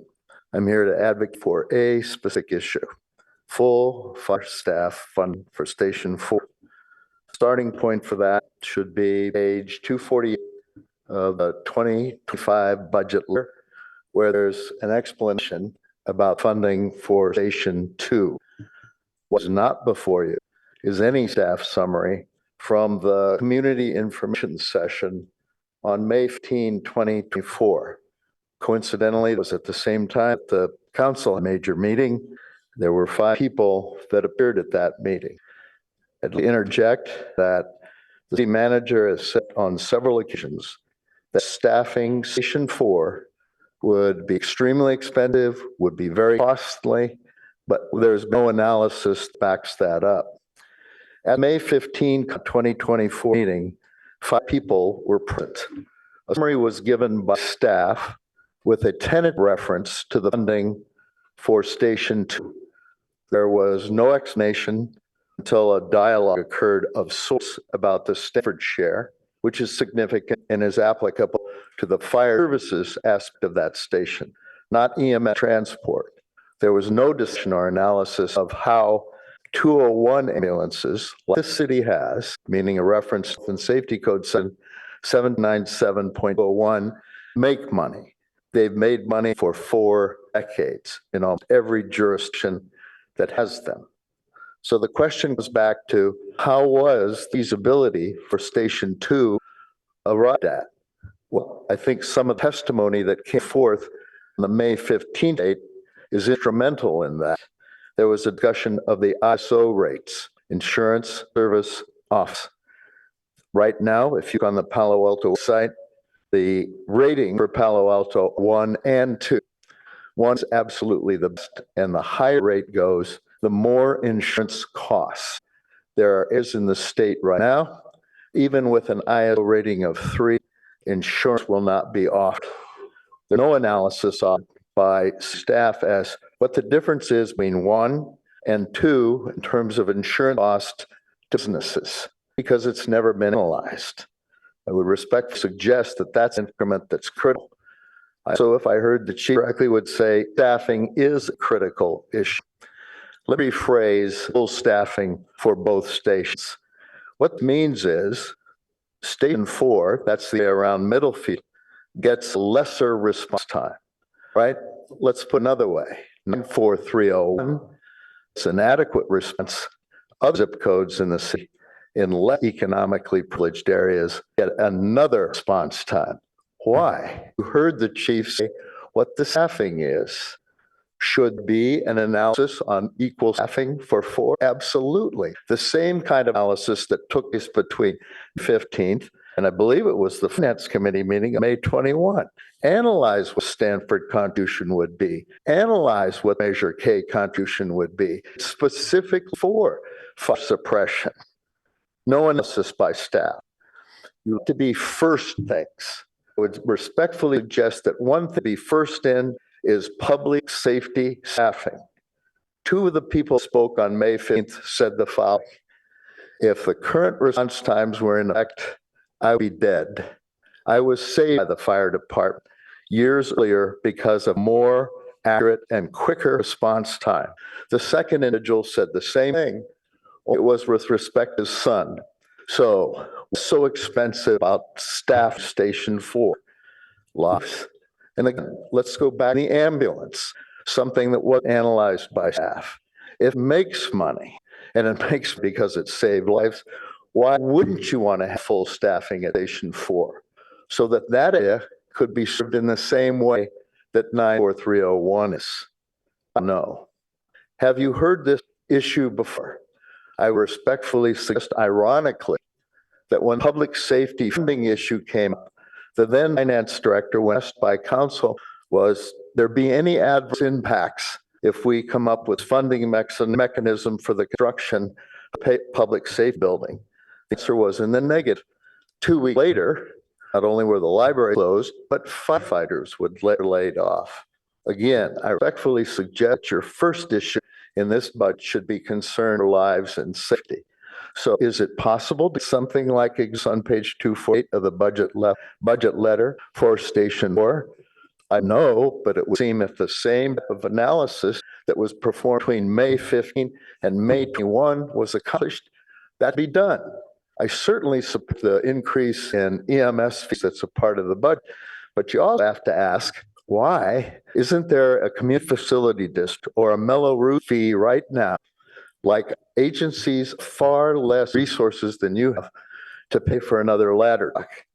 Previous speaker referenced the issues of mutual and automatic aid. Though the technical terms, automatic aid is areas where they respond quicker. Mountain View and Menlo Park Fire Protection District are the predominant entities that provide that. It's well known when talk to firefighters in those two agencies that Palo Alto isn't capable of rendering mutual or automatic aid. Why? Because they don't have comparable standing. We're never going to stop. I don't know of a fire agency in California that's been in that situation that has ever done that. But we'd be in a position in $1 billion budget, adequately fund things for fire and life safety. So I would encourage you to have the same type of analysis. What's the Stanford contribution? What Measure K contribution? If it can be achieved for Station 2, it certainly can be achieved for Station 4. We deserve that. The courts have repeatedly said these are the most essential of governmental services. Thank you. Our next speaker is K, followed by CK.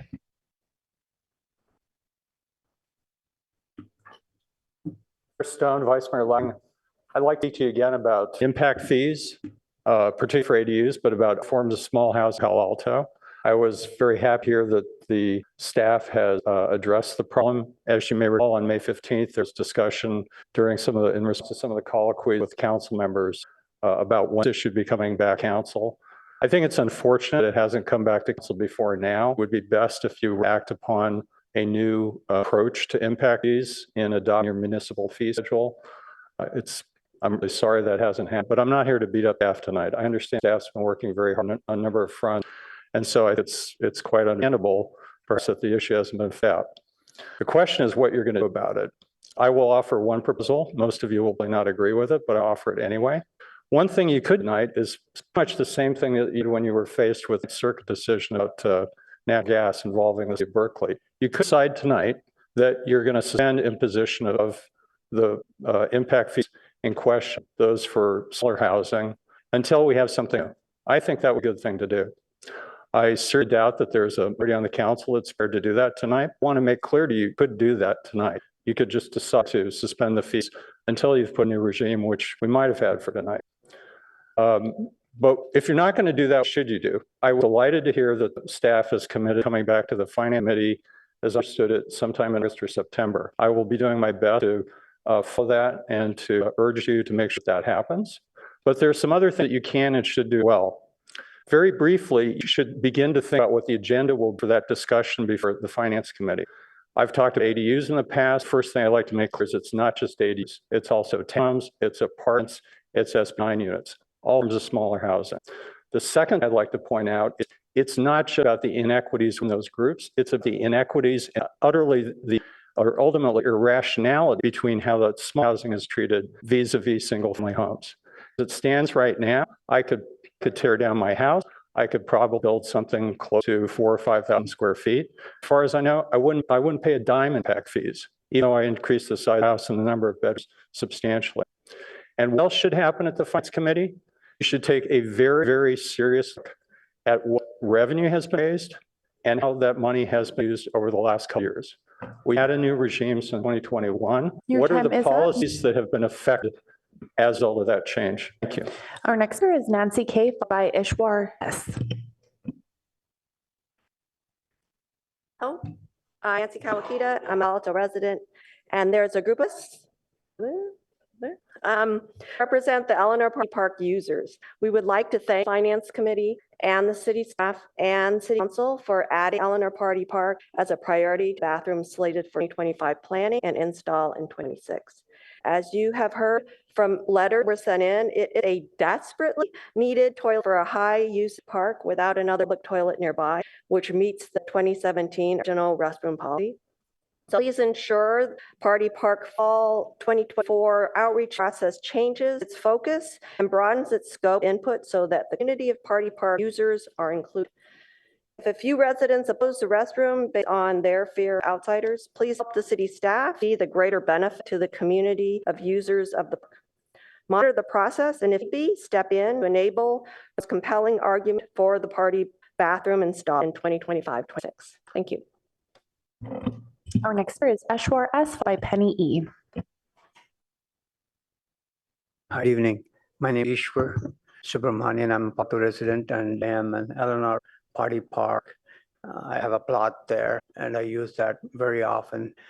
As you can see, I'm at least as old as some of those people in here. And when you get my age, you will realize the importance of need to go, the body tells you to go. And, you know, as Nancy said, probably Penny would say, this has been, been invading for a very, very long time. I urge you to make sure that this does happen sooner than later. And I don't need to use up all my time because I need to go. Speaker is Penny E. Hello, I'm Penny Elson. Excuse me. I'd like to talk about, ask some questions about the Palo Alto Link piece of the budget. I want to make sure and get clarified that requests to geofence schools during school commute time, not just during school hours, but school commute times specifically, was been implemented so that Palo Alto vehicles don't impact school sites and schools commute routes when vulnerable powered commuters are en route to school. And also so that Palo Alto doesn't cannibalize VTA bus use to schools like Gunn High School. That's free the city, but does cost students money and is a little less convenient than being driven to school. This is a program that is basically training kids to pick up a phone and call a car when they need to go somewhere. And that is counter to what we've been working on now for almost 30 years in Palo Alto. Very effective, getting more than 50% of our kids bicycling to school and more of them walking, biking. We are now struggling to regain some ground that lost during the pandemic. I hope that the city will support our efforts by making sure the schools are geofenced from impacts of Palo Alto Link during school times, not just during school hours. Thanks very much for hearing my comments. That concludes public on action item 20. Okay. Thank you, everybody. Now we'll continue on. Now that the public is closed, we'll continue on to the rest. We'll bring it to council now, and we're going to, as I said earlier, address now the issues that that in mentioned attachment C. I'll turn it to Councilmember Kerr for her recusal. Thank you, Mayor Stone. There are certain discrete line items that I believe are in an index identified in our packet that relate to Stanford University, and in accordance with PPC's guidance on segmentation of issues that we consider, and because of my science patent work for Stanford, I will recuse myself for that portion of council's discussion. Okay, we'll see you soon, I'm sure. Okay. We'll bring it back to for questions, discussion, and action for any Stanford-related item, and that is outlined in attachment C.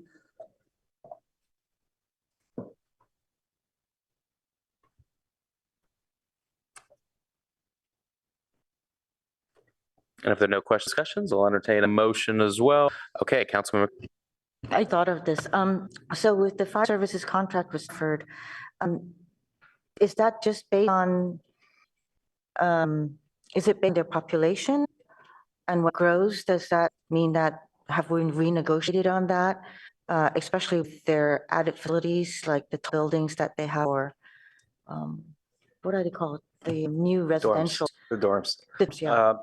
I could respond to that, though, quite frankly, we'll test my recollection. It's been a while. I see our chief is on video, and perhaps Chief Blackshire, you could respond to that in terms of the business for the Stanford reimbursement. Good evening, Geo Blackshire, Fire Department. So the contract that we're currently under with Stanford is a calculation that was that had come to agree over, it was about 4 years of vetting that both agencies committed to, which Stanford was a fair, we agreed as well, as a fair way to be to pay for fire services as well as the services. And the adjustment ongoing for the contract is typically based on what's adopted in the budget. For an example, if there's a new contract with employee with the firefighters, there needs to be an adjustment because their costs will generally be more for the next term if it's an increase than it was a year prior.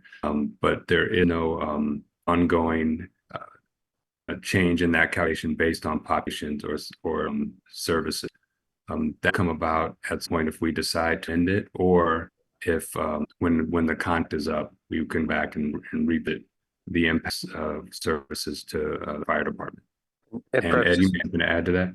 So if I, just for clarification, I believe I know that the initial proportionate share based on number of calls or some function thereof, and I believe that's the basis for which we would ultimately be negotiate extension on the contract. So when does the current contract end approximately that we would be looking at extension? If it's next year. Sure.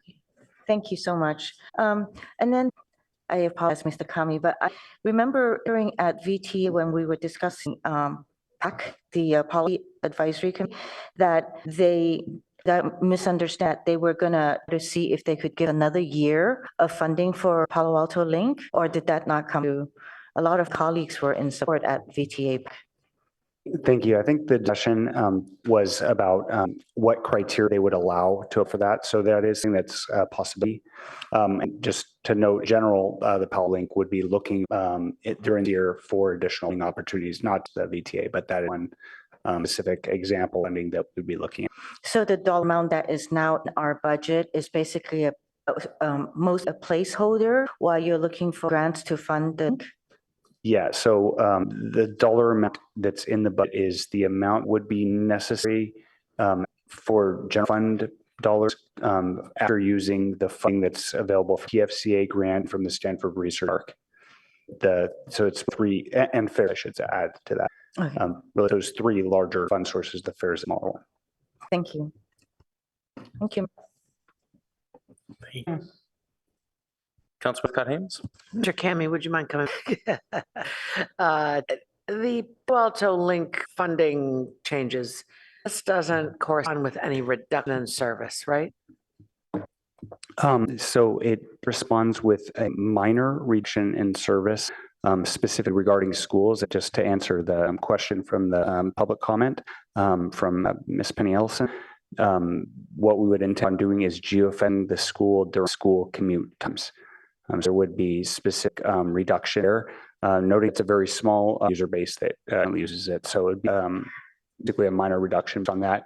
It won't be an enhancement of service, which is that we had previously posed. So it would be really more maintaining current service levels with efficiencies that we found through evaluating the service. Which means we're still Monday, Friday, 8 to 6, is it? Yeah, I believe 7 is current expended hours that we've recently done through the efficiencies that we found. We've changed the hours. I believe it was in May. Changed the hours from 7 to 7 to better ensure that peak time. And did you seek greater funding in this budget process to get us to 7 days a week? Or was that part of your request? Yes, so there are various different requests. There was, I believe, 3 different level of funding, but represent a reduction back to our a little better than our base levels. So you didn't get any of the additional money you were looking for? That's correct. My 85-year-old mother will be very disappointed. But thank Sorry you. to hear that. Thank you. One motion for the fire chief, or maybe for the city manager.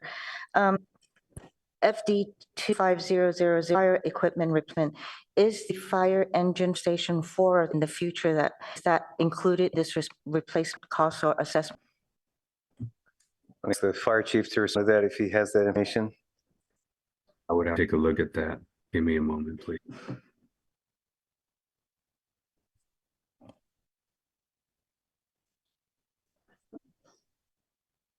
Councilmember Koo, can you clarify, are you referring to the apparatus or personnel staffing? The apparatus. Are you Is it reading Station from? 4. I'm sorry. Where are you reading from? Oh, from attachment C. So, Councilmember Koo, there were staff connection to the Oh, question? no, I'm sorry. It's not Stanford Okay. lady. I'm sorry. Can we I will hold that, wait, so that way Thank you. Councilmember can be about discussion?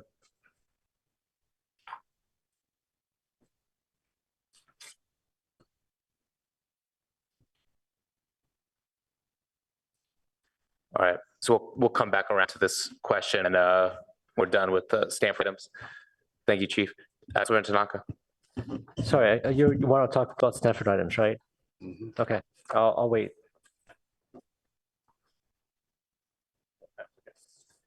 Question, any other Stanford-related questions? Otherwise, we'll entertain a motion to approve Stanford-related items for the 2025 budget. So moved. Okay. One. Speak to your motion? No, thank you. Speak to the second? No, thanks. All right, further discussion? All right, then when the clerk's ready, call the vote. Are you?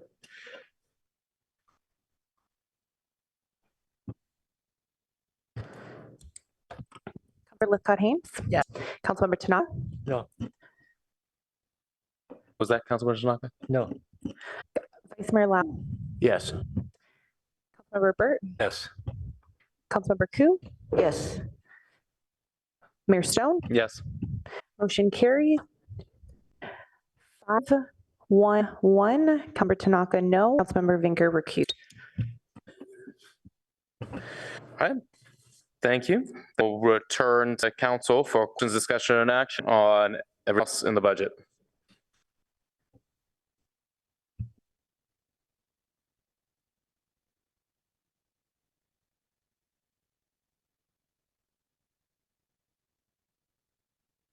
Councilman Koo. Thank you, Mayor Stone. So I just want to say thank you to the Councilman Vinker and to also the Finance Committee. We're talking about ability path at last financing for Councilmember Vinker to sunshine it and actually bring forward at the committee.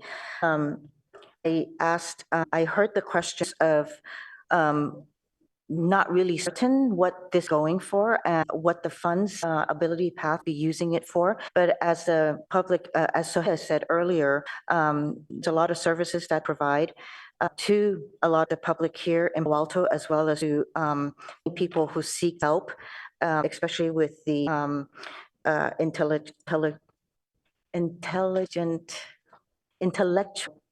disabled community. So Mahia, if you don't mind, to the slides. They have Ability Path sent us some slides, and if we go to slide 2, I'm 3 then maybe, next one. They're providing a lifetime of opportunities, and as you can see, they serve children, adults, as well as families, providing family support services, therapy services, developmental classes, inclusive preschool, social skills and creation, career exploration, independent living.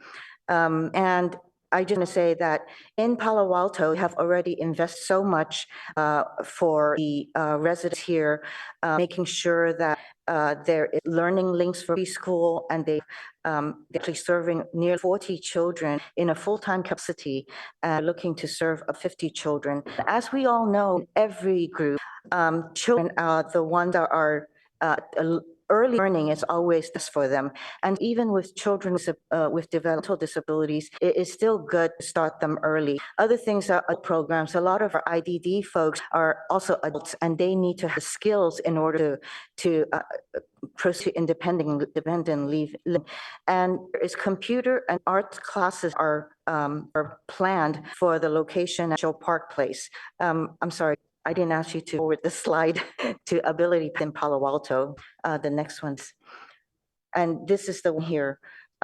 Last but not least, provide an incredibly valuable service for traumatic brain injury, stroke, and recovery of those are oftentimes a lot of therapy and exercises.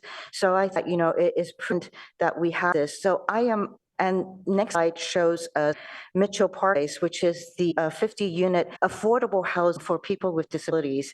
And within this residential complex, there is a space that is going to renovate it on the first floor, and programming is going to go there, computer lab, art studio, multi-purpose space for all their programs and services. But they need to start now getting funding in order to have the staff members and personnel design programs in order to start to have it available when Mitchell Park opens.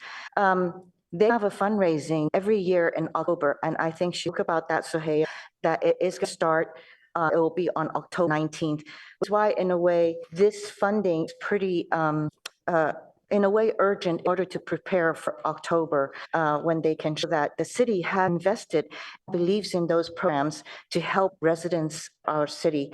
So I really appreciate that you put it on the 2025 mid-review.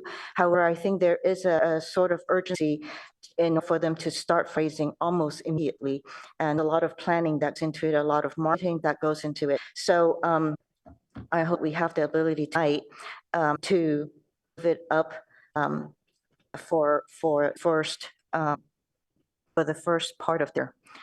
Kim Mahey, you can take on. Thank you. Councilman Shin. I was wondering if one of the speakers earlier mentioned the idea of having lower fees for ADUs and smaller units. What kind of impact would that have on budget?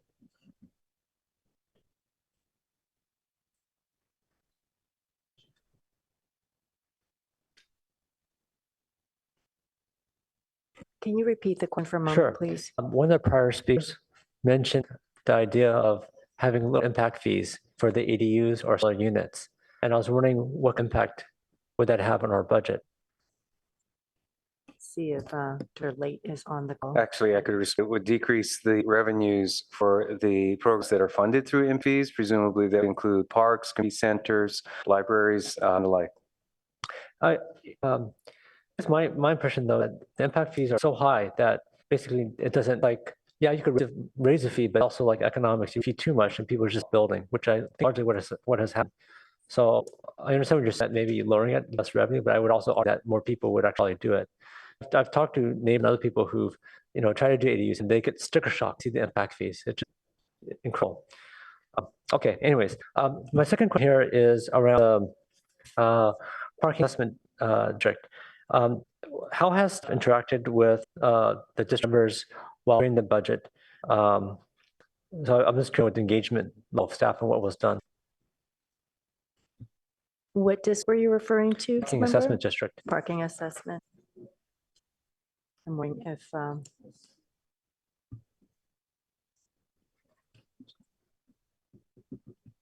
Director Lai, I'm happy to take the question. Steve Guagliardo, Assistant City Manager of Economic Development, had conversations with members of the former assessment district about the budget process, talked about what is included in the budget. We have received their request for more information, which we're working on currently to provide to them. We have talked about what is included in the University Avenue Parking Fund this year, which is the fund that is funded by ticket sales and funds the activities such as cleaning and activities in downtown. That is what the parking assessment former member very interested in, and that's what we continue to gauge on even today. Okay. Feedback I got was that some of the information wasn't really forthcoming, that the information was so minimal. So if you could help, communicate that with them, I'd appreciate it.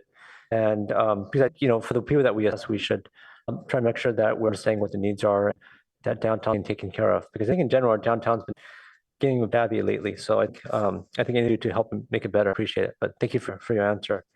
Okay, and let's see. I have a question also, which is I heard, I don't know if it's true or not, that if we have like a special district, we get a higher share of sales tax. And I was trying to do more research on this, but I don't know if staff know much about that topic. That again, if we have if we have a special district, let's say like the Peninsula moves over to Palo Alto, that we would get more sales tax. And I'd never heard of this before, so I was wondering if staff knows about this and if you could say anything more. The only time I've heard of anything related to sales tax district is a district tax that's sometimes used in exchange for what's called. I heard about that, but I was just okay. So maybe I understood. Yeah. Okay. That's fine. Yeah, I guess when I went at this overall budget, staff has acknowledged that we're about I guess a 7 million roughly deficit that we're doing a bit more, a bit less like that, and I think there's a lot of valuable things that we do and fund, but at some point we have to kind of say, how do we within our means? How do we, we're not going through the of COVID, there's not an economic disaster we're going through, but we're acting and we're draining our reserves. I realize we do have reserves, so that's better than not having them. But I think I that there's a lot of budget that we could probably not do. I mean, every week I vote on various consent items. I think a lot of those we could probably not do or do for a lot less. And that would easily plug any one of those things could have plugged, like cleaning contract, the middle cleaning contract that went up 51%. That could have plugged some of the revenue hole. So there's lots of opportunity. And so I kind of wish that we had more fiscal discipline on some of the stuff so we don't actually run a deficit. And when I look at I do think there are some things on this budget. Like I think fire emergency response, I think that's good. This is on slide 8, the fire emergency medical response, that's fine. And things like the California streetscape or piling repair is good. But as well as maybe but like on 7, one of the things in there's like a massive gas rate increase from 9% to 12.5%. I mean, that's like 3 or 4 times the rate of inflation. I think a lot of people in our city are not well economically. A lot of people in our city got off or got pay cuts because of the downturn in tech. So this is insensitive to that. I look at then the GMZ ticket price going from $14, that's a 50% increase. That's a massive increase in fees. I think that's good either. And then gas transfer, we're basically increasing more money out of our utilities general fund to make for the shortfall. Not good either. I think there's lots of things in here that I simply don't agree with. And again, I thought the shortfall had been tightened up with better procurement, saying no on these consent items. Like we have a lot of these things, don't know, we have to do all of them. And if we just did action of them, we have a budget shortfall. So it's unfortunate. Councilman Vinker. Thank you, Mayor Stone. And Councilman Ku, I will turn the compliment to you for raising the path here tonight. I guess I want to preface my comments on it by saying that I actually really enjoyed the Finance Committee process. I learned a lot during it. I think staff was very generous with their time and effort to go procure answers to a whole lot of different questions. I think that it was really just a great process where we grappled some really tough things, and we moved things around a lot, and we did our best to come up with the budget presented here, taking into account the feedback we had from our colleagues previously. And this was one of the 3 grappled with, because the MIT and the mission of Ability Path is just tremendous, as outlined in your slides. And we talked a lot about, what is the process for an entity like this to apply to us for money, and at what threshold to ask what question? And, this in this particular instance, one of the things we talked about was that between now and the mid-year review, I believe we will be looking more generically, staffing to be bringing forward to us an item about exactly that, the process for applying for city funds. And I think that will in part add to the fiscal discipline that Councilmember Tanaka is looking for. So that timing to fit together well. That said, I am concerned about the timing of the path looking for resources to launch their matching grant campaign. They've put in, I think it was $3 million worth of resources in providing this services to our community. We're going to be having this housing coming online soon, and it would be nice if we could somehow accelerate our help to them. I think the $250,000 is ambitious for now, given the struggle we went through on the Finance Committee. What I'd like to see if there's any creative idea about or traction amongst my colleagues is what we could do something like a $100,000 matching grant now that and once the criteria are in place, perhaps they could reapply for balance at the mid-year review. I have proposed that with a corresponding proposal exactly how we get there. But I think it's an important thing for us to grapple collectively. Remember, if we do the $100,000 and it's a matching grant, the city will get $200,000 worth of benefit. So I want to raise that for thoughts from my colleague. That's first. Second, I want to also address the impact fees that public speaker spoke about, Councilmember Lithcott spoke about, and Member Tanaka asked about. My question is, if we are to, when we revisit the municipal fee schedule in upcoming months, if we were to adjust it, and if we were to adjust it downward for use with less square feet, would it be possible to also agree at that time to refund any for year 2025 fees that were excess of the old fee schedule from July to whatever bit takes effect? Be retroact that. I'm not suggesting we debate tonight. I just want to know if something that be discussed.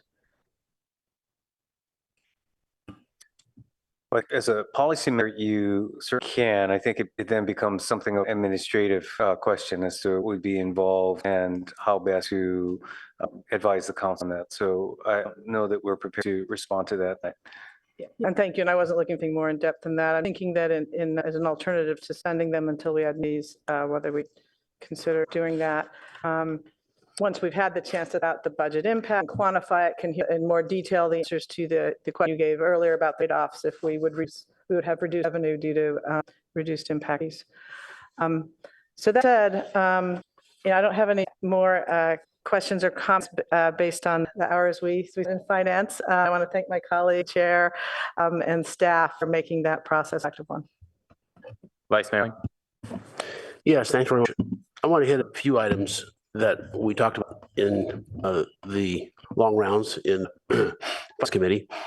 They were mentioned tonight. But first, I definitely want to underscore the fact that our new director, Lai, took us on first time and took us calmly, patiently, and generously all that we did. So it really went smoothly, and you could have afforded a few bumps being new on the block, but really well. And of course, our city manager didn't hear, still in the back of the room. She's taking a back seat, but it was really, really well driven. And I think we made it was very productive as well. So I think we all appreciate that in spite of all the hours and your staff, not to mention that. I want to get that on the record. One of the things that I just want to jump in here on the of impact fees and look at that broader context. And I want to start with a bigger initiative than those impact fees, which is speaking from the standpoint of the Housing Committee, we have not been able to put anything in here for affordable housing. That'll a futuristic whiteboard situation. So we're spending, $1 million or $1 million there, something that's extraordinarily important, was not able to be funded. And frankly, one of the reasons for that is because the department is just slammed, continuing again and again and again to work on this housing element and get that approved. That is very specifically holding up the issue of change development fees, which the planning department of the city has been committed to for probably a year and a half now. To put a point on it, the director doesn't have time in his workload, which is immense, to take very housing committee meetings. So I think I'm speaking for my colleague, the mayor, in this regard, that we're frustrated about that. We press on, and this issue is going to address, and I think it's going to be positively with respect to the development fees, but still have to have greater than zero from someplace for all the items that city manager noted. I want to address this was recently referenced. We gave out $1 million, what I would call just contributions, sort of almost charitable, and that's not even his rap. So there's a lot of causes. Didn't give $1 away anybody that didn't deserve it, and the Ability Path is still there and on the list. But we also just kind of lucked out because the amount of money that was asked for was pretty close to what we thought we could afford. So we didn't have to cut a lot of people back. But had another 2 or 3 will come in with $250,000. Yes, the answer would have been no. I said multiple times in the city, we really have the right process in place, which has been referred to, and to get in place so that we can prioritize and say to some, no to others. You asked for 1,000 this year, 50,000. So that's coming. That's what Councilmember Baker talked about. And I really like that process because I think take a more rational approach to these things. I want to come back into this fire issue, and I hope that this is still on. One of the things that you see on slide 8, about fire emergency response fee adjust, because we're looking to increase the revenues from that very important service. And also a bigger item of emergency medical response supplemental resources, just penciled in at $4 million ongoing, so a lot bigger invest. And that's to look at sort of take on more of that from our colleagues in the county, I think is the best way the chief would say that. In the meantime, on medical response, as well as just general fire safety, would appreciate your comments on how comfortable or worried, if that's the case, any of folks should be on stations that don't have an engine in or don't have a medical ambulance at the time, because I know that you're conscientious about that. I just want to give you the opportunity to speak to it. Good evening, Vice Mayor. So I'm glad you brought that. So what I will say is, trying to think the best way to put this. So through the analysis that we run when we make decisions on how we deploy our units, and common theme is that all our units are deployed as a system. Certain areas have different density, different call volume and service calls than other districts. And based on that, how we deploy our units. So the way we do it now is we do what's called a predictive model, which we take the volume of calls from the previous year, and we determine what units will go where, which fire station, which type of units, which type of calls they go through, thousands of data points. And we do is replicate it. We ran the same call we did last year with these type of units, and we can from any station, etc. What would it look like in regard to response? It's the same we used when we were building Fire Station 3, and we had to move that engine. We had to figure out where to put it, and a decision was made based on this analytics. And every time that we had to take a unit out of service or move a unit somewhere or another, depending on whatever purpose drove that, went through this analysis. And over the years, it has been to be effective. And it's predictive. It's not completely accurate. We can't predict what kind of calls we're going to get a year after, but it's best analysis we can do to determine the level of service. So the current model we have now, again, has proven we've done it, that it is effective. And it goes without saying that the community would better served with a fire engine in every station. Response times would improve, and based on analytics, it would, ironically, it would actually improve in Barron Park than Mitchell Park if we had a station in, because fire engine at Barron Park also covers the district in Mitchell Park. And so if we had all the units in service, that station 5 in Barron Park would actually be able to respond quicker to those calls. So again, that's just one example of how we this determination. So when I say I am comfortable, it is based on the analytics and also how the calls have been run for service in the city. Again, it is one system. we don't really look at how it applies to each state. For example, we have one ladder truck. That ladder truck is at Fire Station 6 on Stanford campus. Most high rises are in on Stanford and downtown. Wouldn't make a lot of sense to have the truck on another side of town. So strategically and carefully place our units where the most effective. In district in Metro Park is heavily 75% vehicle calls. And when the ambulance gets to that call, it stops the clock. So when I say the response times would be better in the Metro Park district, saying that just because that's their station, it's a Metro Park fire station. The times are stopped as that ambulance is there, however, the fire engine is not there. So it's a different type of response. So again, I'm comfortably confident based on the analysis and how I've been running calls since deployment model is active. However, I will say the community would be served if it had another fire and another ambulance service. I really appreciate your thoroughness on that. Thank you. This emergency medical response study that we do, it was just too expensive and took too long to be able to work at 25 bucks. Should we be calling another fire engine with that study, or do you like that's a dependent analysis? I could ask you as well as our federal staff. Sure. So the model that we had discussed briefly in our budget hearing, there were 3 different models. Actually, we asked that we get into one that we hadn't considered, but there was the 3 models was having the county having a private ambulance or a contract ambulance supplement our system. The other inquiry that you had about was what would it like if we just hired an additional 9 firefighters to staff at fire engine at Fire Station 4. And another analysis we talked about was a single role model ambulance service where it would put civilians on the ambulance and the firefighters that are currently assigned to those ambulances would be based on the fire engine at Fire Station 4. They were putting that back into. So there's one model that we would be presenting. We just lost your audio. Oh, okay. What was the last thing you heard about that? The word model, but you said a number of times. So. Oh goodness. All right. So You got the 3 models. Times. I think you're in the middle of the third. Okay. Okay. So third model is it's a single role model. The principle behind that is to put civilians on our ambulance, and the firefighters that are currently assigned some of our ambulance would be assigned to a fire engine, therefore putting fire engine back in service at Fire Station. So that would be an alternative hiring all sworn firefighters.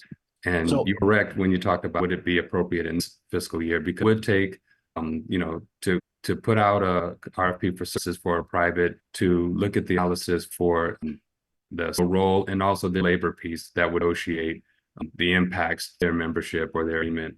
And so there would be some time that would have to be spent. I think it would be time well spent if we look at all the models that you suggested in the hearing. So essentially you would by definition looking at staffing the extra truck that we're talking about and residents are talking about.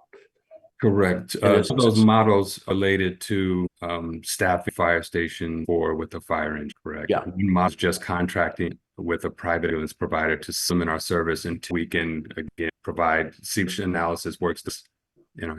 Great. Thank you. Thank you very much. I just went in with one little thing, which is that I had the opportunity to go to the children's zoo on Thursday, and it was filled with critters. And I mean, four-legged critters and a lot of two-legged critters, one of which my granddaughter. But the point is, it was jammed. We were I call it the clock seating, because it's all metered. Got there at like 9:30, it's totally jammed. Everybody was happy and smiling and jumping in there, so it was really good to hear, see, and hear, because it was loud. I think it'd be less worried about peak time cost of $14 because we're all subscribed and people can't get in and they're disappointed. So I just wanted to add. Councilmember Burt. Thanks. Just a couple brief comments. One on the issue of the request mobilities path. When this first came forward, it was somewhat unexpected, and we really didn't know about it. It had very cursory description about what was the request and why, and what had changed. And we've only kind of gradually got a bit more information, but we really didn't have. We felt to act on at the time we went through the budget.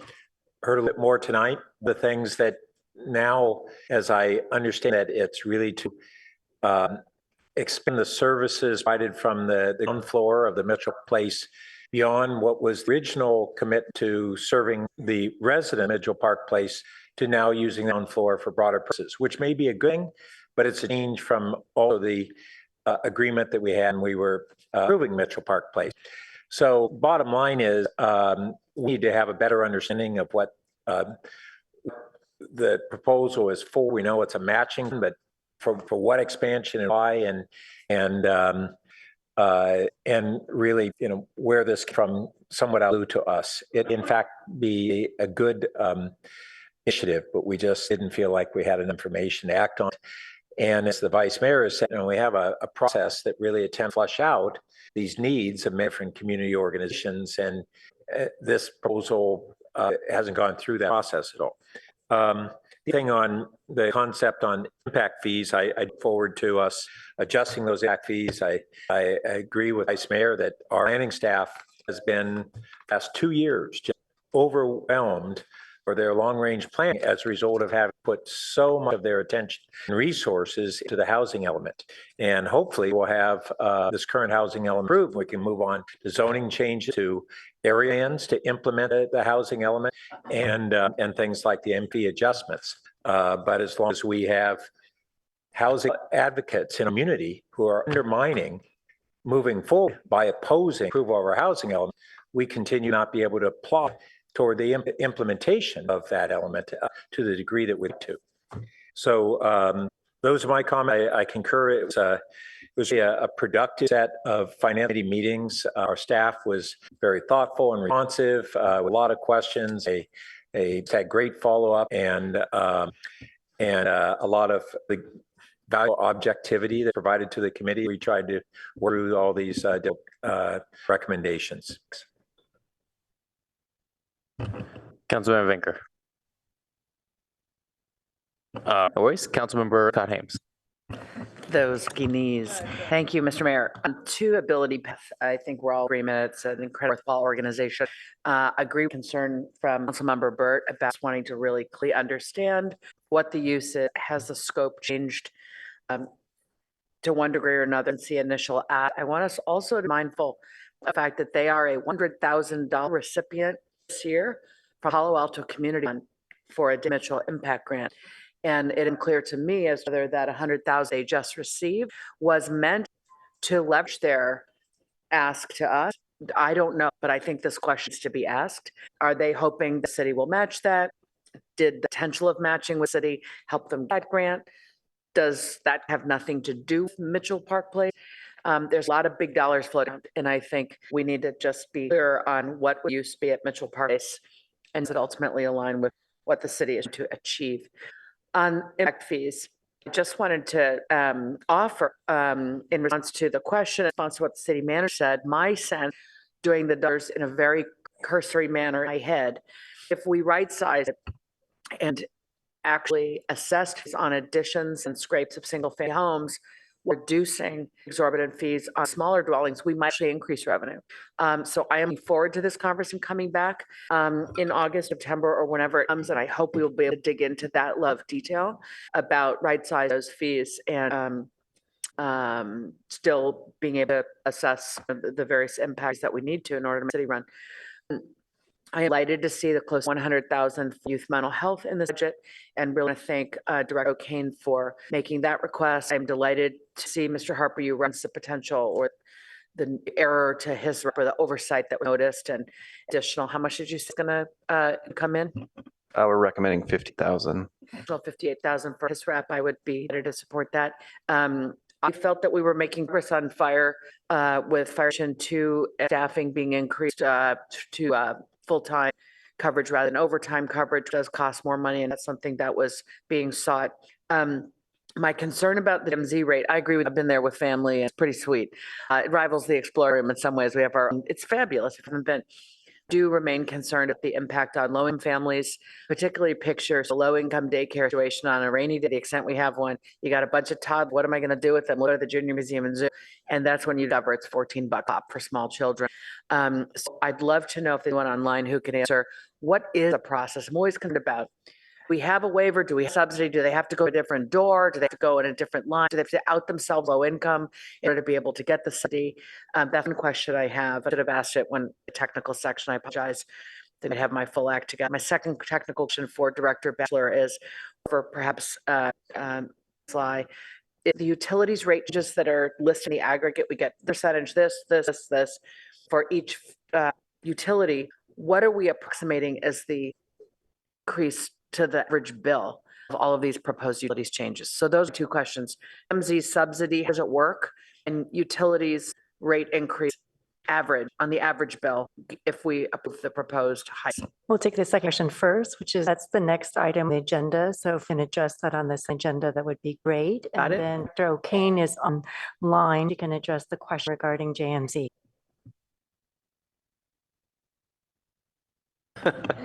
Director, yes, there she is. Go ahead, Director. Sure, thank you. I was confused by the order of the answer. I'm Glen O'Kane, Community Services Director. So the JMZ does offer various discounts that are provided at the door. And one of the things I wanted to address is when we had the consultant present the results of their work, what I pointed out was that if $14 is a barrier to entry, then likely $10 is a barrier to entry. So let's work on ways to provide more access outside of that daily ticket fee. For example, memberships might be the answer. So like you said, someone doesn't have to come in or show proof of low income, have to deal with that every time they come in. So these are things that we'll be exploring with the friends moving forward. Just to ensure that for ticketing or having our ticket fee at the correct price point based on other local museums, but all allowing people to have access to the JMZ. Okay, thank you. And Councilor Koo, and then see if we can start getting to a motion because we are almost an hour we're scheduled. Thank you. I'll be quick. So I appreciate the comments from councilors about the ability path and their ask. I'm still going to say that obviously, we want to expect this, but you mentioned process, so hopefully that gets guided as well, so that we can discover the process of how to do requests for grants that actually fits, our community. And I also want to let the public know that there was one time when Member Lithkai Hain brought up that they have invents of $30-some million in their cars. But I thought it's something that you have to look in a little bit more deeply, because when the city says they have a surplus, we also know that that surplus has been allocated already to certain projects, to certain services, and or programs. So just say that they have funding or they have a large endowment. We should be really careful about just seeing these kind of things. And they have more than just one facility. They have facilities in other areas. What they're asking for a $250,000 MAC grant in order to fundraise and to increase it for this facility here in Palo Alto. So I just want to kind of ensure that people understand an organization like that has limited funding that is provided by federal and state, county, and that does not necessarily increase with the cost of living and the cost of wages that have to give to specialized services and service. So I just want to put that in perspective. I do hope there is support for moving forward tonight for the beginning of the year. If not, I look forward for it come back mid-year. My other item is the TMA.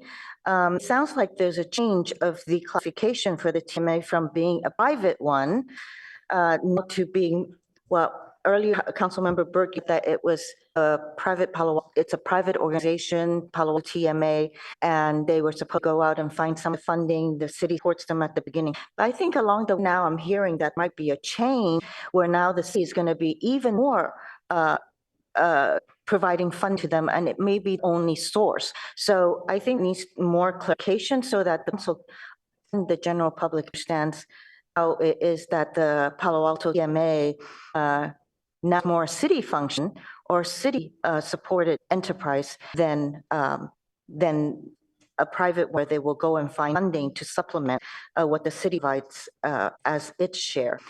Same for Thursday.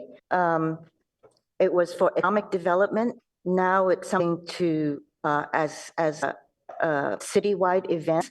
and it doesn't really serve businesses. It serves the people of Palo Alto. So again, there's a redefinition of what Thursday's positions are. And again, I just think that there should be more transparency about these kind of slight changes in support, what kind of classification they are they private or not? So just kind of saying that move forward, hope it's much more transparent than what I'm finding it be today.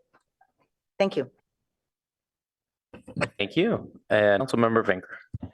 Thank you. On my knee this time. You know, the challenge, but the delight being in this community. We have these unbelievable community resources, community programs, and it's hard to know exactly where to put our and how much of each resources to put in them because we have so many amazing programs.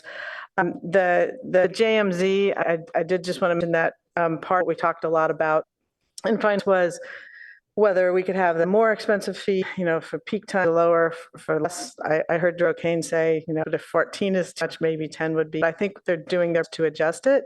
And I hope, I like discussion around low-income memberships and things, because I think your concerns are appropriate, Councilmember Lithcott. I just had to pull with the fact that we have this extraordinary resource now. Kind of the days my kids were little, I could just sort of stop in 15 minutes, times a week, no big deal, some money in the coffer, just kind of gone because now we have this extraordinary source and it has run a little more professionally. So it's just kind of a new model that I think many are adjusting to. And with the bill path, I'm not sensing support for doing something tonight, but what I do hope is that when the process comes back and talk about it and we establish one so that we can understand more about where the money would go, how it would be used, the precise nature of the ask, that we consider we can expedite this. I know we have to consider across the board, but somehow or other to do that because part of the PCF grant, $30,000 grant, which was, as I understand, the thing most nonprofit lunch, which is a general operating support. And so that is broad enough that it's almost, doubles a double match that be made available if we get in on the action and perhaps with 100 and their 100 early on, they could raise a couple more. So I think it's a gift to our community that I would like to see what we can do in an orderly fashion that we feel is fair to all of the other nonprofits in the area, but to try to support their efforts. That said, I like to move the staff recommendation here, at least move the adoption of the proposed fiscal year 2020 budget ordinance. I assume we do. I'm looking at slide 9, and do we need to do those one at a time or do them as a group? I just moved item 1. I'm going to do it as a group, or I would insert that under 1A have a change for the $58,000 of his rev. If we can offer you a text, then I believe you could take all actions in one vote. We'll so move with the added text. I'll second. Would you like to speak to your motion? No, thank you. Okay. I haven't had a chance to speak. Keep it just very. I'm glad you moved. Thank you. I just had my thanks, Director Like job. It's an incredible lift for coming on so last minute. Reminded me of Broderty coming in season and even the day. So well done. Thanks to the finance committee as well. So it's a challenge, but glad we made it to where we're at. And the struggle with the budget always reflects our value. There's always too many wants and too few dollars to be able to spend. But I think this budget really good job balancing the diverse needs within the community, especially appreciate funding for mental health, especially youth mental health. Plan on coming back probably in the fall, trying to seek some dollars there. But where we're now, I think this is a good starting place. One question I have, because I might want to just do a small change to this motion if the maker is open to it. On slide 8, the staff plan items for fiscal year 2025, is that needs to be included within the motion to be able to give that direction? That work actually continues or in the motion, I'm just saying it. Mayor, I want to clarify the question. Is the question whether or not the work plan will be conducted without being included in the motion? Correct. Yes, we will conduct the work in fiscal 25. to the extent we need appropriation, or if there's significant fiscal impact that impacts fiscal 5, we'll bring it to the council. Our plan is to work on what's included in that slide this upcoming fiscal year. Okay, I appreciate it. Though then I think just add additions if it's nothing. Well, maybe I guess question then is fire emergency medical response, supplemental resources. Would that include explore full staffing for STIN 4? Yes, that was one of the 3 roles the chief spoke of. Full staffing, I guess, all fire. Okay, just wanted to double check that. Okay, great, thank you. So then we'll back to discussion on the motion. Call the question. I like that. Okay, I can't remember to require a Second. second. I'll second. It's not debatable. Oh. Okay, call the vote. Are we in the vote on calling the question? On the question. Oh, okay. 1 moment.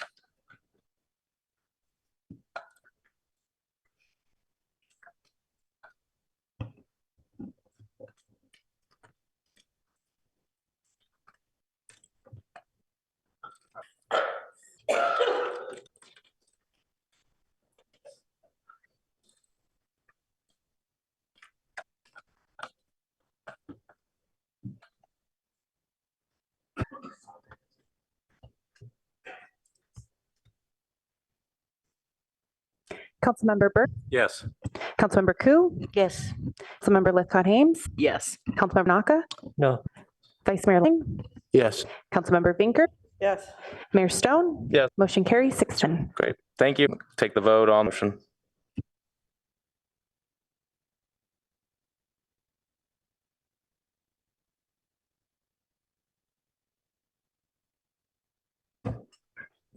Taking the vote, I mean motion.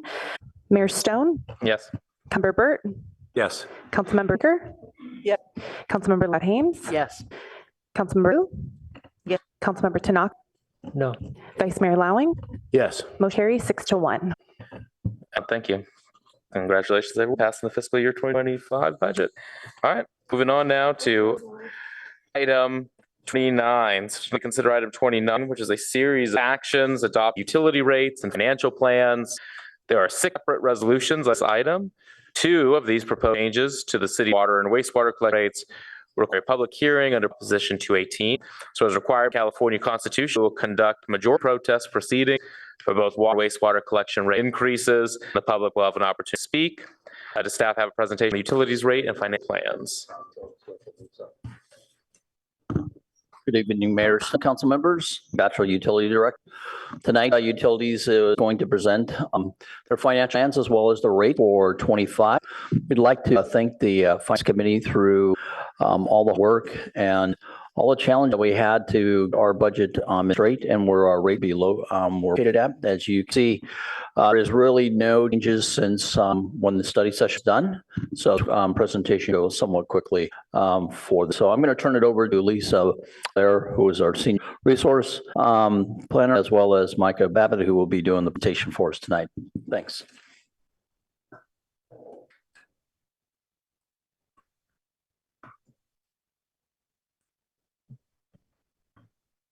Good evening. Happy to be here to tell you our rate increases.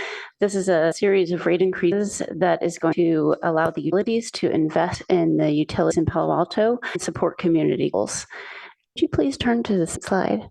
This is a table of rate increases that gets to your question, council members, about the dollar amount associated with each impacts, associate each of the percentages for each of the utilities. And so the total proposed increase in fiscal year 25 is 9%, which is $34.50 for each residential average customer. And with these increases, it will allow the utilities department to invest in reliability, grid modernization, and allow us to further the council's sustainability and climate action goals, as well as maintaining and replace infrastructure in the water collection system, as well as towards pay the cost toward rebuilding the wastewater treatment facility. These rate increases provide financial stability and allow the city to control rate at which rates increase in the future, providing fiscal responsibility. We presented similar proposals to the Utilities Advisory Commission back in March, and the commission unanimously approved the increases. And then with the increases to Finance Committee in April, and the Finance Committee made a couple of changes that are reflected here in this proposal. The first being to lower the proposed water rate increase to 9.5% for the average residential customer. And the second is to increase the general and transfer amount for the gas fund. That was discussed in the previous item, from the 11.9 to the 14.5% level. And staff is reducing one main replacement in the gas fund by 0.7 million to limit the overall rate impact to 12.5%. I'll briefly walk through water, wastewater, and gas slides. There's 2 or 3 slides for each utility. Micah Babb, who's sitting next to me, resource planner, will talk about electric. And then in a summary, we'll also touch on the inflationary increases for labor and stormwater. Next slide, please. So for the waste collection utility, the recommendation is for a 15% increase, which is $7.20 for each residential customer. The main reason for this increase is to increase the rate of replacement, stay on track with a sustainable rate of replacement for the sewer pipes and the mains. Additionally, in 2023, costs were higher than we forecasted and revenues were lower than we forecasted.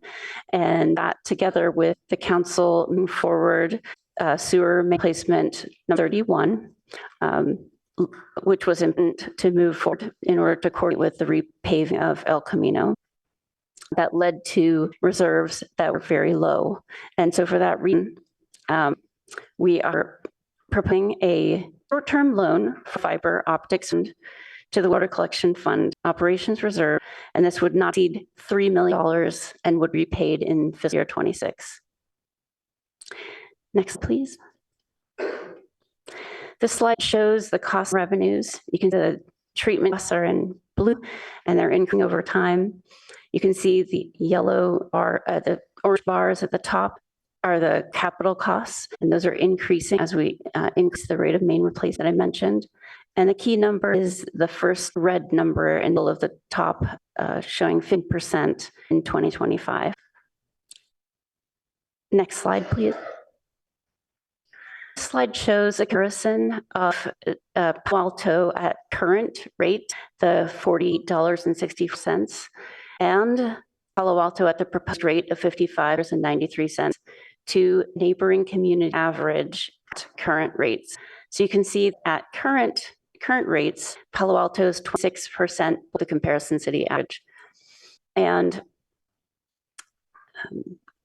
at the proposed rate of $55.93, Palo Alto will gain 14% below the comparison city average.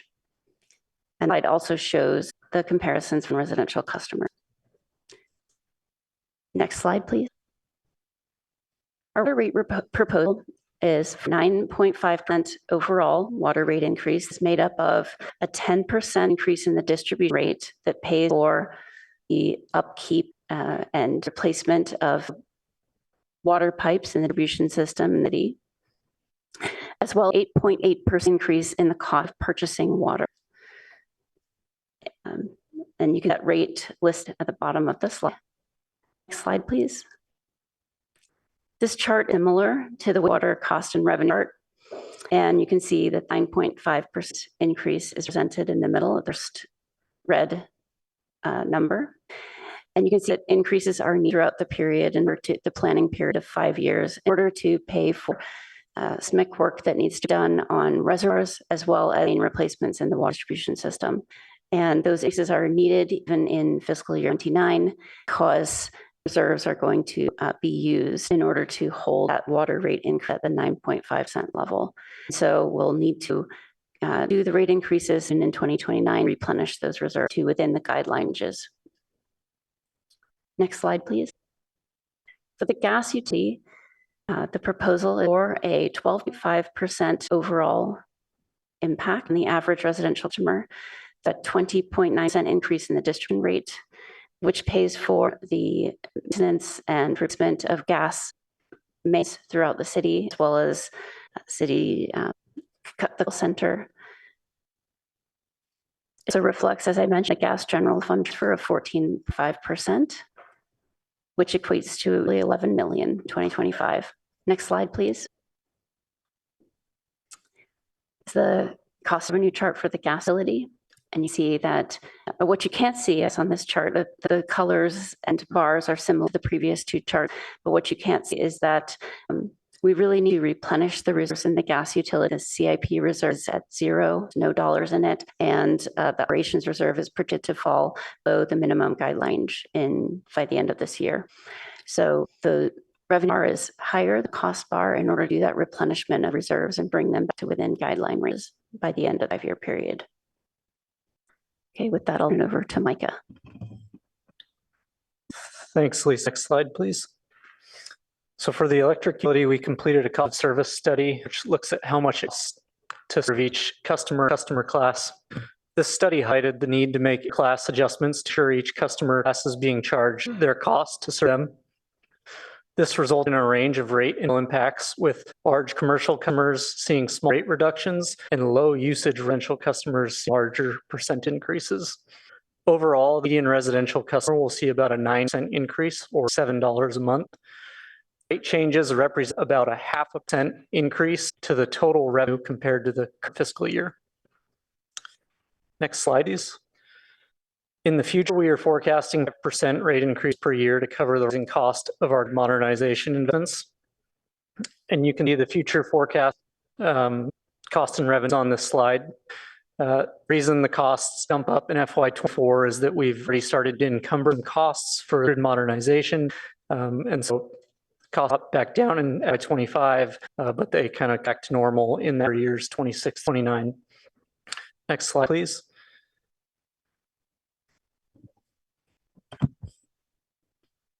So in summary, we have one resolution for each utility that contains all the appropriate exhibits, and those are printed on this slide, so you can find them easily in the packet, hopefully. We are proposing rates that are favorable compared to PG&E, and these rates go toward investments in the city's utility infrastructure and goals of the community, including reliability, grid modernization, climate action, and sustainability goals, and provide financial stability. We'd be happy to try to answer any questions. All right, thank you very much. So now we hear public comment on the utility rates and financial plans, including the proposed water and wastewater collection rate changes. Before we begin, City Attorney will provide some background on how the Proposition 218 public hearing will be conducted. Thanks, Mr. Mayor. Tonight's water and waste collection rate hearing follow the requirements of provision of the California Constitution that's commonly referred to as Proposition 218. Proposition 218 sets forth rules that local governments must follow before increasing property-related fees. Notice of tonight's hearing mailed to affected water and wastewater collection customers on April 29th of 2024. The city clerk has been accepting written protest against the proposed rates and will continue to do so until close of the public portion of this hearing. After the close of the portion of the public hearing, the city will tabulate the written protests for water wastewater collection separately. If a majority of the affected customers have filed signed written protests against either or both of the proposed rate increases, they won't be imposed. Otherwise, the council may proceed to adopt the proposed water wastewater collection rates by resolution majority vote. Thank you. Thank you. So now we will hear from the public on all the utility rates and financial plans, including the proposed changes to the city's water and wastewater collection rates. And Madam, how many speakers do we have? We have 3 requests to speak. Okay, I'll do 3 minutes.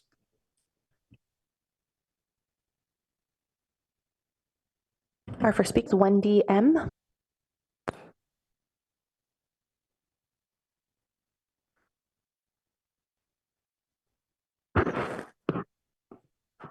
I'd like to thank the council members for their time and into this at such an hour. Also, you're used to it, not because I'm tired. I would like to start off with water. Actually, California is now out of the state of drought. The 2024 U.S. Drought Monitor shows this, and even is not abnormally arid. Also, our largest reservoirs are more than 100% compared to normal levels. Also, the state of California agreed to releases water from reservoirs. So I was a bit surprised that the rate for the commodity, even demand and availability, would increase. I actually thought it would down. And I would like to hear from utilities on that. I know that we have to buy it from San Francisco. So I don't know what they're doing, what their policy is, but I mean, it should have gone down. In terms of infrastructure, I'm just wondering, for some of the very big costed activities, has Palo Alto looked into bipartisan bill on infrastructure, which actually for water earmarked $31 billion? A lot of the things that are planned to be done are covered under that.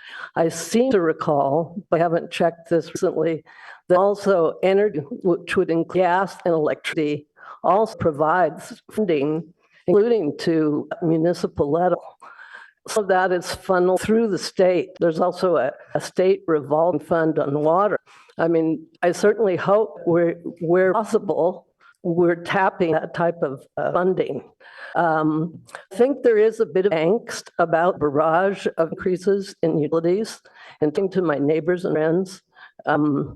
Also some angst about how the rate money is held vis-a-vis the central funding or the general fund. Is up. And I like that council members be vigilant in looking at these things because it is important to Palo Alto homeowners. Thank you very much. Our next speaker is Mary B.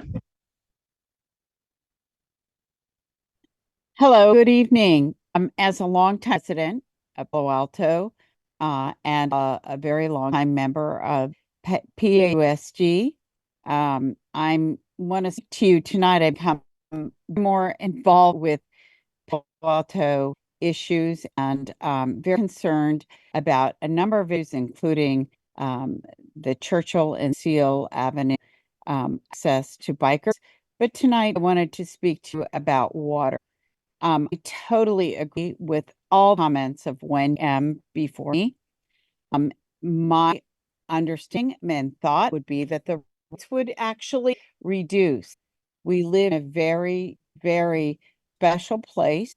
However, there are never-ending requirements funding more and more and more. And I'm wondering, how do we keep sustain people that have lived in Palo Alto for many decades to stay here if rates continue to go up? I think an equity issue. I'm very concerned about it. This is an election year. I am going to be looking very hard on how we support the safety and the pride and joy of living in Palo Alto. I will be looking very heavily on candidates that support Palo Alto residents, not big business, not necessarily spending more money for frivolous investments, but really someone who is very concerned about doing their best to support the residents, long-term residents that live in Palo Alto. Hope you will consider this. I think the water rates going up is, I understand about the infrastructures, yes, but the going up to 9% seems excessive to me. And I would ask you to consider a way lower increase, perhaps in the range of 2 to 3%. Keep it up.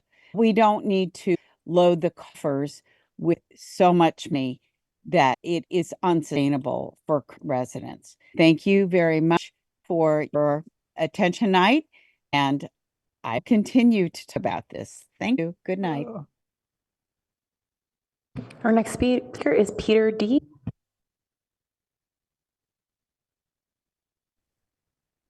Good evening. This is Peter Dreckmeyer.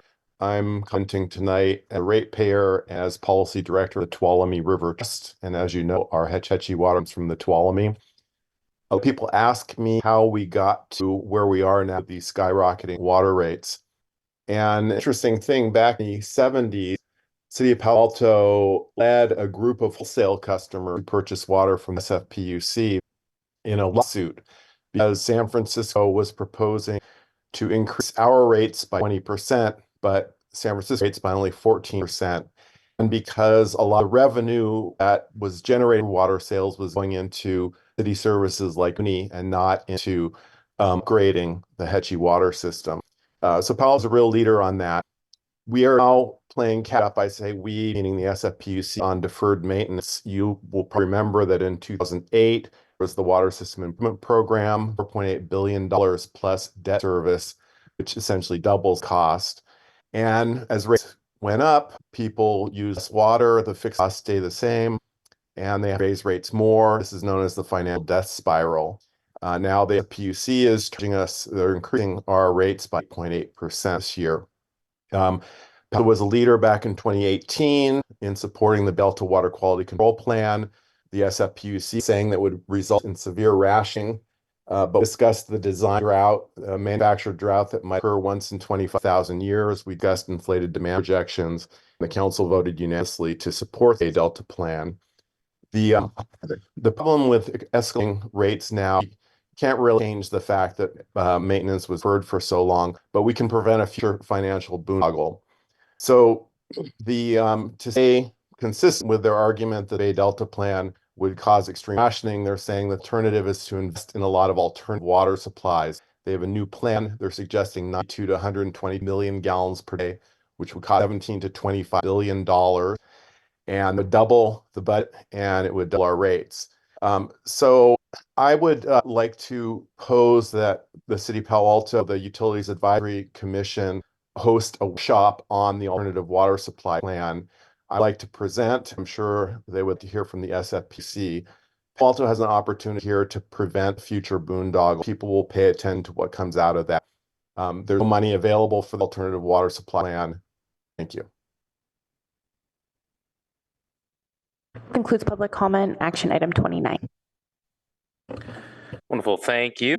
So before we go to the public input portion of this hearing, I'd like to remind everyone that this is the last opportunity to be able to submit written protests on the water and wastewater collection rates. If anybody would like to submit a written protest, do so now.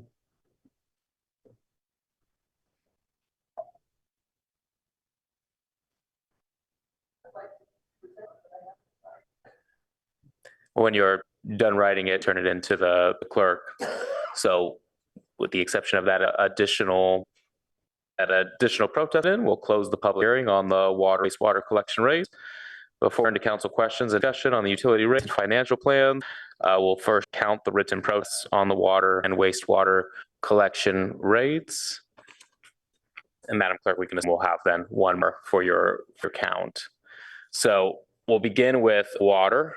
There are 20,533 water customers subject to the water rate changes, meaning that 10,267 protests needed to be able to create a majority. Will the city clerk please provide the number of written protests received or about to be received as the proposed water increases? With the additional one we will be receiving, we'll have 11 total protests against water rates been received. All right, well, the total number received is not or will not be higher than 50% of the total water customers subject to the rate increase. Since there is no majority protest on rates, we will consider the resolution adopting a water rate increase tonight. And on wastewater collection, there are 22,199 water collection customers subject to water rate changes, meaning 11,250 protests are needed to create a majority. I'll ask the city to provide the number of protests received against the proposed wastewater collection.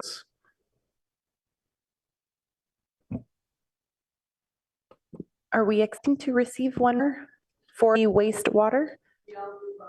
All right. With that, we will have 11 total tests against the wastewater rates that have been received.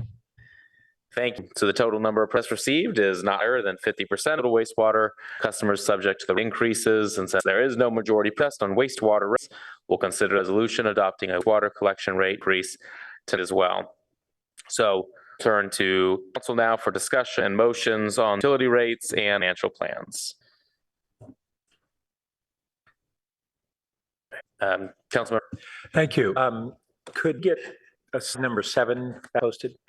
And I just asked staff to briefly give some additional or refresh us the explanation as to why the water rates are up as much as they are there. But one main factor is what we see here.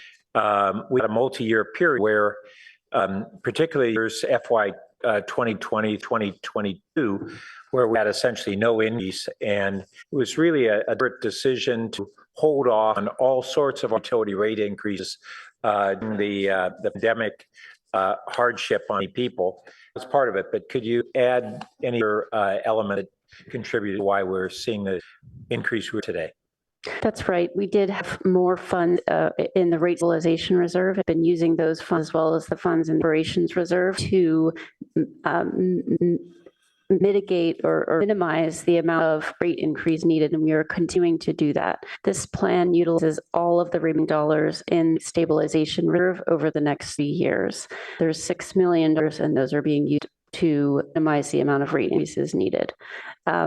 The SFPUC has given 2 main reasons for their commodity increase this year. SFPUC had a balance account, and I guess the way to put it is, yes, as sales have reduced, there's been less revenue. And the same thing has happened in Palo Alto. There's been less revenue due to drought. And I just want to say that although that is leading to lower revenues, that customers who can serve individually do have more control over their bills and convert their bills on an individual basis. But on an aggregate basis, that is for the drought and then the wet weather after the drought, leading to a more prolonged rebound type period. Additionally, both for FPUC and Palo Alto, there has been cost inflation and construction cost inflation leading to higher capital budget costs, the same infrastructure needs. So there's other pressures on costs. I see Dean has. So the one I was going to add maybe a little bit of what Lisa was just talking about is Member Tanaka kind of talked a little bit about inflation. Utility inflation rates for utility is like almost 11%. And so what we're seeing is that we're seeing construction costs going through the roof. We've tried to cut back on trying to find ways how we can gain some energy around our contracts to give us pricing. We're only seeing 3, 4, 5 contractors that are bidding for. We're paying over $100 a foot for when we head and we're doing any water, wastewater, or any kind of gas replacement pipe. And when we're replacing 1 to 2 mile, 10,000 feet or better, we're still not seeing us pricing that we're getting. So a lot of the inflation costs that we're seeing, the increasing costs, are most around those areas. Thank you. And then let me just one other thing. We had on slide the wastewater comparison surrounding community. You have that equivalent slide for electric. I think you have on a backup slide. Seem to always be there to answer our questions. We do. Just a second to pull it up. Yeah, and while you're doing that, we'll see the absolute comparisons. But we've seen a number of increases in electric from PG&E announced this year. I don't know if you know the actual increase PG&E is having on a comparable basis this year. Something percent. Yeah, I think the most recent number I saw was 14%, but there's nuance around that. We've pulled up the slide, our comparison to PG&E under our current rates, our recommended rates, and then what PG&E has, and it's broken down by different usage levels of a common residential consumer. So a low-end consumer see a monthly bill of currently $35. That'll jump up about $43. That same consumer served by PG&E would see a bill of approximately $72. And that's tied back to PG&E rate as of April 1st of this year. It's likely to go up again in July. And this chart just spread out the other usage levels as well. So, And our neighboring community choice aggregators have rates very comparable to P&E. So this is really striking. And I think it's an undertold story for our community that our electricity rates are right around half of PG&E. It's, and we are 100% carbon neutral, and PG&E is less power than we are. So I really appreciate this slide, and I think we really need to get this information out to the public through more channels, if possible. Thank you. Oh, yeah, go ahead. just one point on that, we did do a bill insert in June on this specifically, and there will be another one out in the July bills as well. I will look for my bill. I missed it. Thanks. Councilmember Vinker? I was going to echo a lot, or I was going to comments along those lines, but shortcut them, said, but no, angsted over this at the Finance Committee because it is counterintuitive that we're having water shortages that we've been conserving, and yet these go up. And so it's difficult to see it going up, but as you can see by the chart discussion we've just had, we're not putting up our costs, we're covering costs and catching up on seismic work on reservoirs, FUC deferred maintenance, and then the escalating skyrocketing costs of our own construction as outlined by our Director of Utilities. So, you know, this is something that we didn't take lightly. We did our best, try to, you know, just for the cost, but also, as was said, keep from getting into a similar bind later. So, as was noted, we're using our rate stabilization reserve to effectuate this. I am intrigued, though, and just to underscore, restate what we heard from Mayor Dreckmeyer about the importance of understanding alternative water supply plans, and I would be very interested in hearing more about that at a later date. But anyway, sort of these plans, I appreciate staff putting the comparative information, not just on the rate on the screen now, but various commodities, comparing to surrounding cities, as well as G&E in this instance. So I think these were ones that we did our best to keep rates down without creating any future problems, and support this proposal. Thank you. Councilor Tanaka? Yeah, can staff bring up a slide? I don't know if you guys have it at our table showing all transfers we do from utilities to our fund.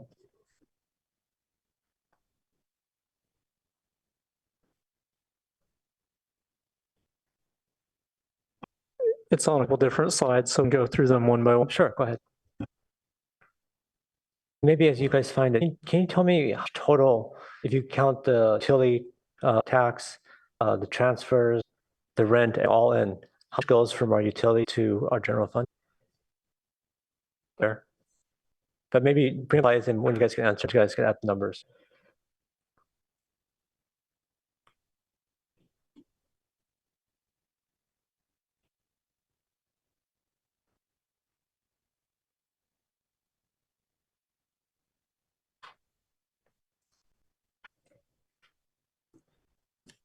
To start to answer the question, I'm beginning with the gas transfer slide. This is the slide we have presented to the Finance Committee. And you can see in the chart on the right, if you get the orange line, that is the 0.917 billion transfer in 2025, the gas utility.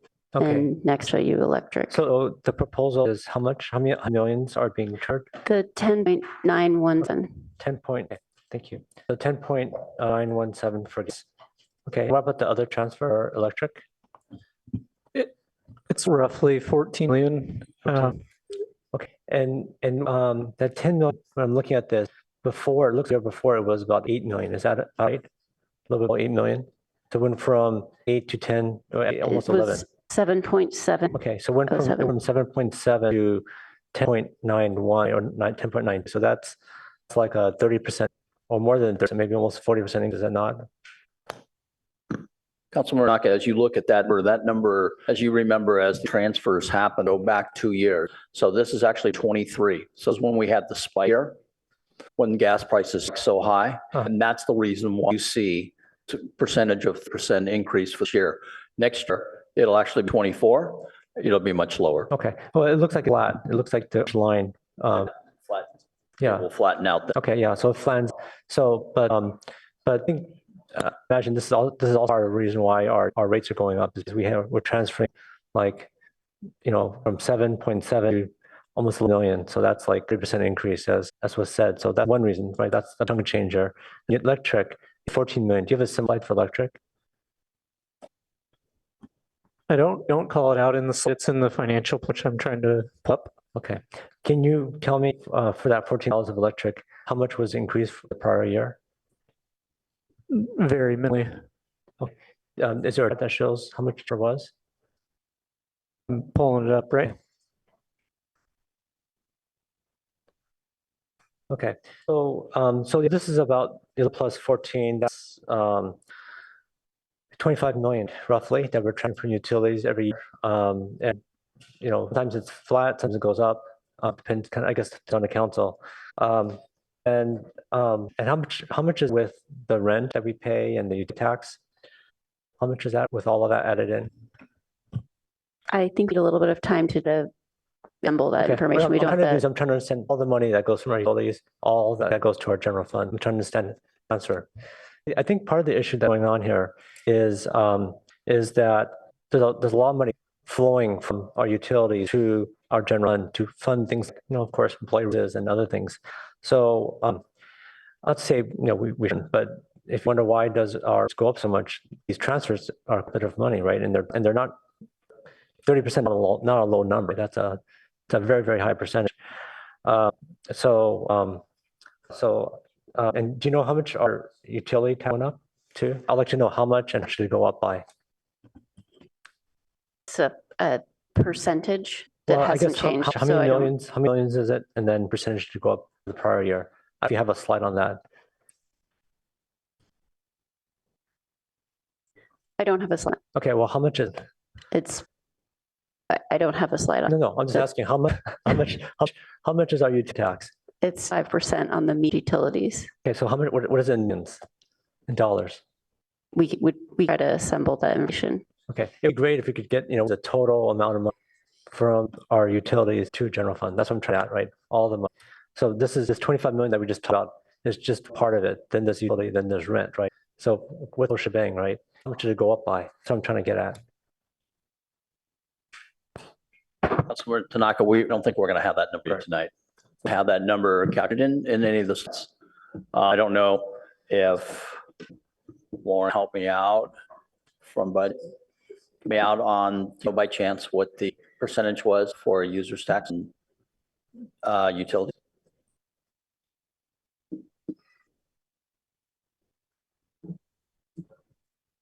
Again, we obviously not have that information handy.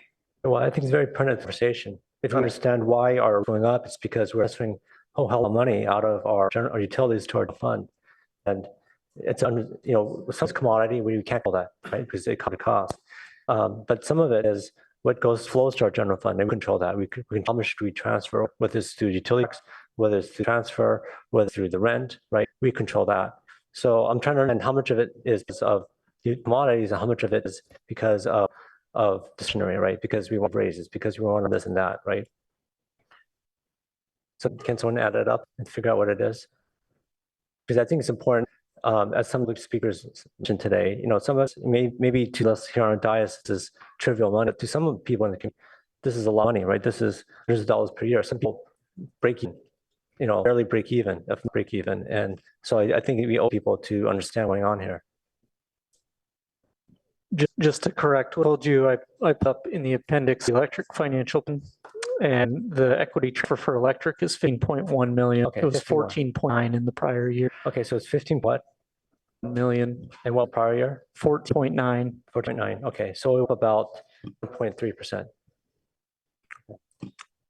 And do we know what the utility tax was? Yes. Okay. Was 18.5 million in fiscal year 24. Okay. Projected and 9.9 million fiscal year 25. 9.9 divided by how much was it a year? 18.5. 18.5. Okay, so up 7%, basically 7%, which is double the rate of inflation at this point. So So 30% is, what, 10 times the rate of inflation. The electric went up is less than rate of inflation, and then our utility tax by rate of inflation. And what about rent? How much rent do we pay?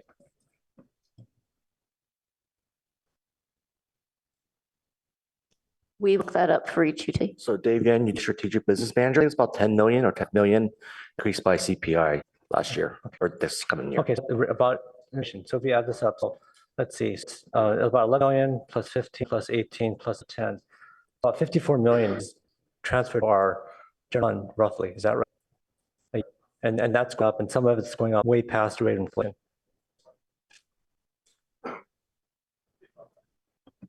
That sounds about right. Okay, so I think when it's because of our commodity costs, like the cost that we have to buy electricity or water or things that, I get those rate increases. It's because we're unable to get low costs for construction. I get that too. But when it's because we're transferring $54 million at an increasing at a rate much higher than the rate of inflation, I think that's inexcusable, and that's disingenuous to the people, the ratepayer public. Say it's because of the cost, it's because of commodities. It's not. It's because we transferred so much money to our general fund. And so I for one cannot support rate increases. It makes sense. I don't think it's fair. I know I'm over time here, but I was wondering, do you do this comparison like that for wastewater for the ones, and maybe look at it offline, like what are like the chart you showed or electric, and what are the other ones for the other rate increase that you guys are proposing? They are in each of the financial plans. Can you tell me the numbers and stuff? Let me get those page numbers. Okay. Yeah. Okay, great. And that you showed us before, is that fully loaded? Include the utility tax? Is that fully loaded? That chart does include, the overview charts include the utility use tax. Okay, so it's fully in the loaded in the little row. Includes all fees and taxes, anything in it is what someone would see a bill. It includes the utility use tax. It should reflect. But any all other fees that are tacked on. When I look at my utility bills, a bunch of other fees involved. Does that include everything when we look at this?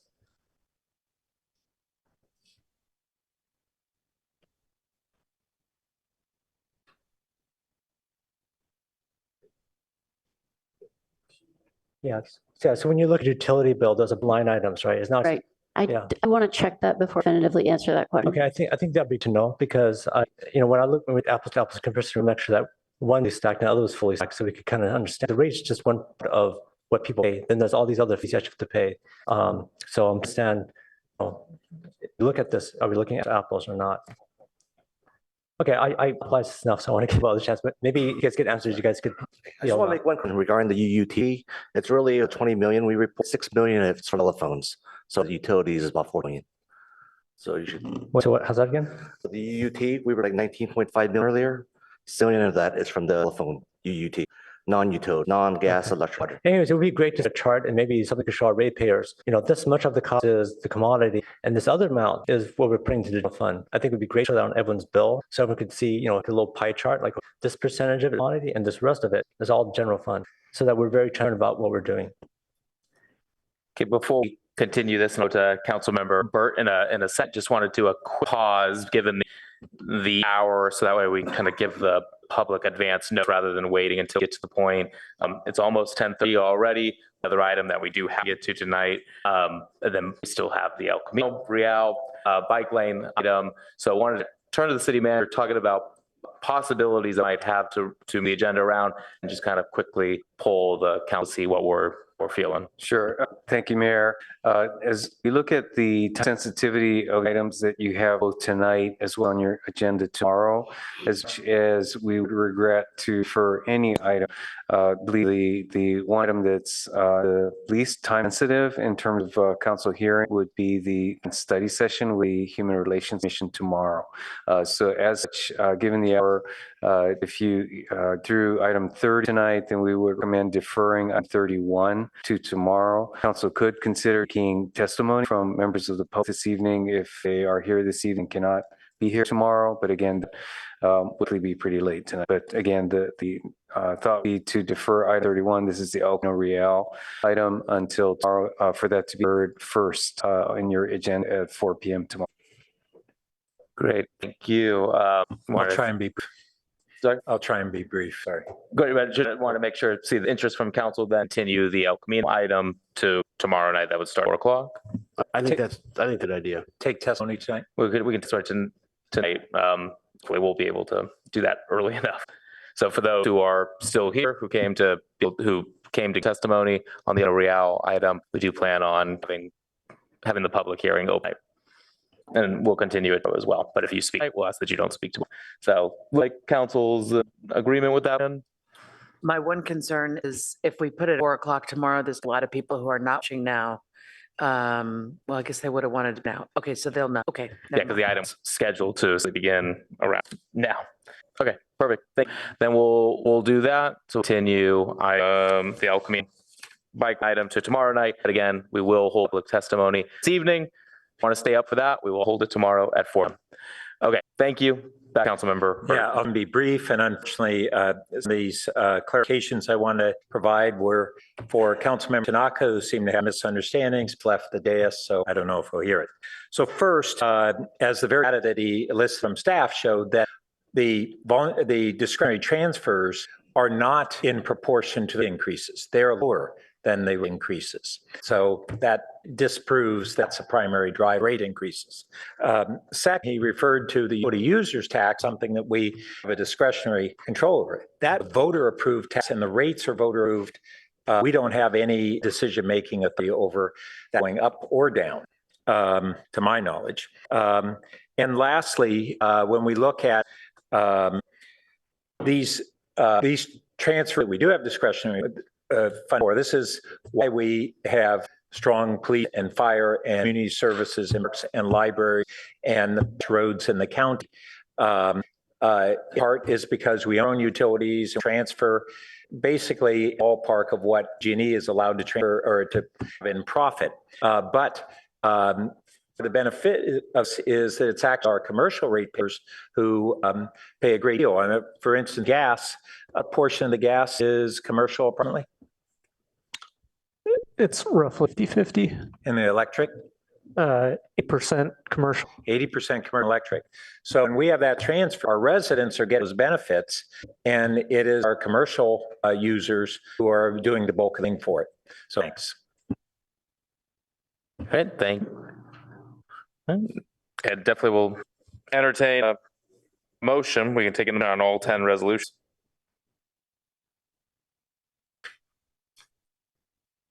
Good. I'm happy to move the motion. Thank you. Thank you. I will second. Should I speak to your motion? Just briefly to say that UAC screwed this and did a good job studying it, as you staff has done as well. And then the Finance Committee did as well. This has been well vetted. Thanks. Speak to the second. No. Councilmember Koo. Thank you, Mayor Stone. The water utility. I mean, I see some downs on the percentage of increases in the years 2027, 28, 29. But why is water utility continued at 9 all through those outer years? Thank you for that question. When we discussed this Finance Committee, there's an interest in making sure that increase wasn't too great in any one year. So we designed the distribution rate increase to balance out the SFPUC commodity rate increases and to limit the increase to be lower than 10% year. So kind of heard what former Mayor Dreckmeyer said. So these commodity rates are for all the utilities. What you're seeing is that they are fair and they're not higher one area or lower in another place. That's correct. Excuse me, that's correct.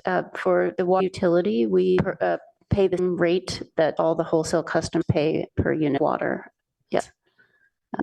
Did that answer the question, or are you asking other? No, yeah, I just want to make sure that we're keeping track of, make sure that we're kind of paying a different rate a percentage for the commodity. I mean, they're not doing a do-over of they did many years ago. Correct. Okay. Yeah, I know that you have shown numbers that Palo Alto is actually a lot lower in utility rates than any of the other cities. However, obviously, we also have to keep in mind our residents are impacted as these continue to go up. And I really have to say the concept, let's use less water, let's use less electricity, yet we're paying more. I remember when that happened to me, I was kind of in shock. It was like, it doesn't compute. Why is it we're conserving so much, yet we continue to pay so much more? But I too interested to see workshop, of alternative supply plan. So it'd be interesting that is something that be brought forward and at UAC examine. But again, thank you for all your work. Councilman Naka. I was wondering if staff had a chance to see if there was an apples comparison, basically a fully stacked with all the line charges that people in the bill, and how does that compare against other cities? Yes, I took a look at an example bill, and I do not, there's any other line items. It's just the utility charge and the UUT. So those are reflected in our summary table, as I mentioned. Yes, thank you for. And the city has the same thing when we compare? Sorry, when we compare electricity costs here versus other cities, we have a fully bill for one city and a stacked bill for our city. It's apples to apples person. That may not be the case. What we're doing there is looking at what the charges are for the utilities on each of the websites and comparing that to the Palo Alto's charges for utilities, not including utility user tax for Palo Alto or for any other cities that may have that. I guess what would be really interesting, because at the end, what we'll look at is how many go out the door, right, when they pay the utility bill. I guess what would be really interesting is to have a fully stocked bill against fully stocked bill. So like all the charges, city charges, all the charges that we charge, and look at how it compares. I understand why it's just look at the rate. But look at my bill. There's a lot of charges besides just pure rate, and I kind of want to know how does that compare against other cities. So it would be great if we could do that for all the utility rates, water, gas, etc. Councilmember, I think that would essentially be a project that would require our staff to understand any other charges other cities were adding to their bill. So certainly that's the direction that we'll take it on, but it would require a direct on council. Okay. So I'd like to make a hopefully friendly amendment.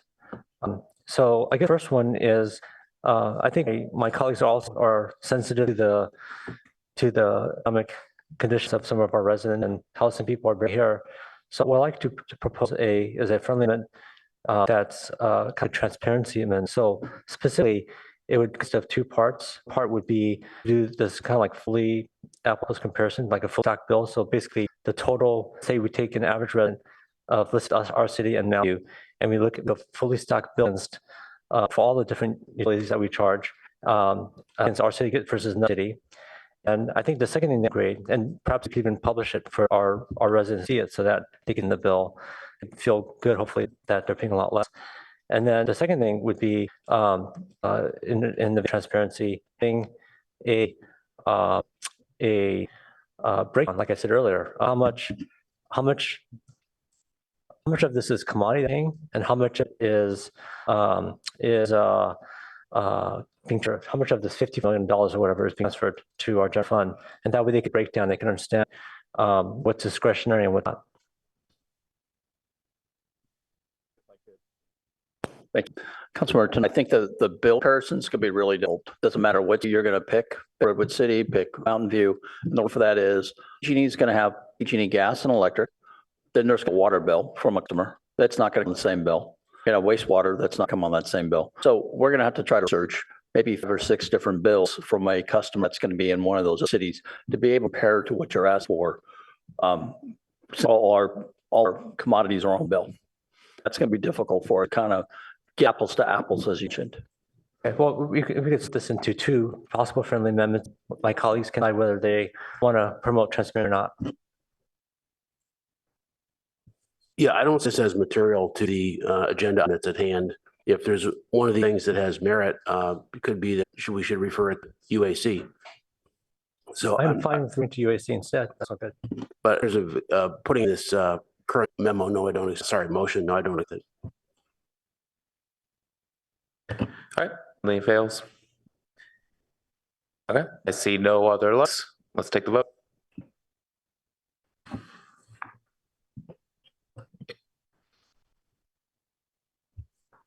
Councilmember Burt, Yes. Member Ku, Yes. Vice Mayor Lam, Yes. Councilmember Lithcott Haynes, Yes. Mayor Doan, Yeah. Councilmember Tanaka, No. Member Vinker, Yes. motion 6-1. Thank you. Let's continue on now to item 30, retention of the current wet area power administration hydroelectric base resource contract allocation from 2050 to 2030. Turn it over to staff or hopefully a brief presentation. Hi, thank you. Can you hear me all right, Tom? Yes. Wonderful. And Claire, will you be driving the presentation or should I? Yes, I will be. One moment.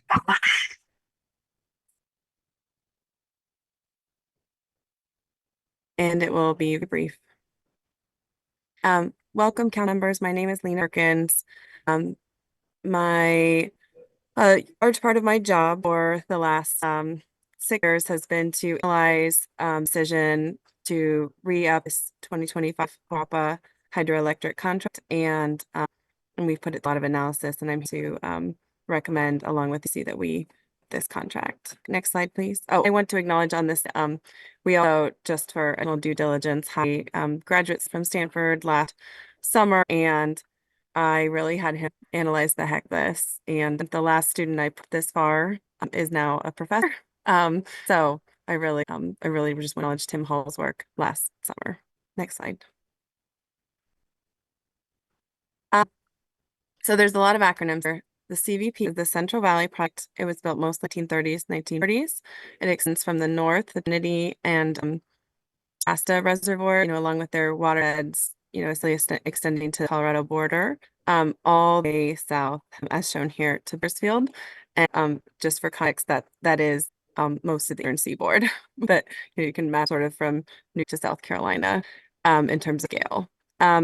It's a huge project. We have been purchasing hydropower from this project, since it was available, 1960s. And in the last current contract, which will expire at the end of calendar 2024, that has been built into base resource, the surplus hydropower they purchased here. It's called base resource hydroelectricity, and this entire project spans most of California. The City of Palo Alto Utilities receives about 12%. And if we council chooses to, we can extend up to 9% of that allocation. So again, 12% for the next 5 years, and potentially, beyond the next 5 years. And then just to double check, the time sensitivity of this is, Cal already preliminarily approved this just when we signed the contract 4 years ago in 2020. But our last chance to exit this, since we've had the benefit of that additional 4 years of development and analysis, is June 30th of this year. Next slide, please. I think this slide is it's too bad that the text is small, but essentially the story here is that we pay flat fee a year, no matter how much electricity we, and that flat fee is represented by the cumulative bars of the green and blue on the bottom. And flat fee that we have been has been going down in absolute terms.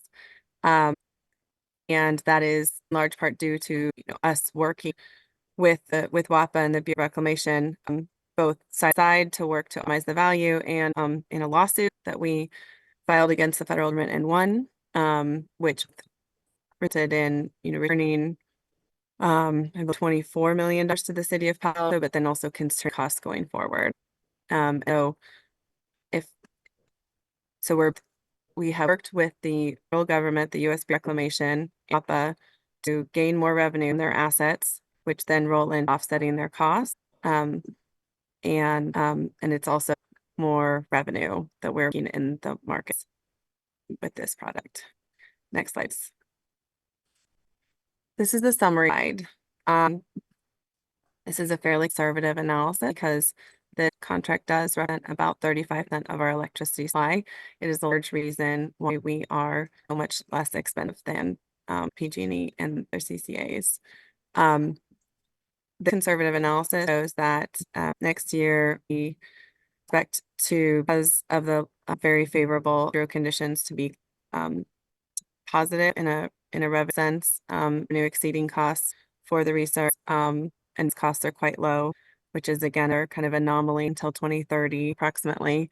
We expect for revenue to exceed costs for the source by about $1 million. Next year, of course, the uncertainties around both policy changes and hydro conditions are greater. It'll be it's approximated through a number of different methods at about $1 million in the positive. And then, best guess, you can see the error bars are large by 3 years, but again, there is a statistically significant signal from snowpack and river level going out actually 5 years, but especially in the 3 years. And so we expect, the first 3 years of this coming 5-year cycle to for revenues to exceed costs and then be to break even based on, again, a low cost in 2028. And, just 4 years out, a lot of policies can happen and you have an increasing chance of hydro variability. Also, power prices now are quite high. And so with a resource like this, it is actually making a lot of money in those high price evening hours. I can go into anything in detail, but at this point, I would like to recommend that council staff and next slide, sorry, staff and UAC's recommendation that City Council, the City of Palo Alto's share of its allocated electric resource current contract, and I'll let you read the rest of it. Thank you so much. All right, thank you. Then we'll do a public comment on this item.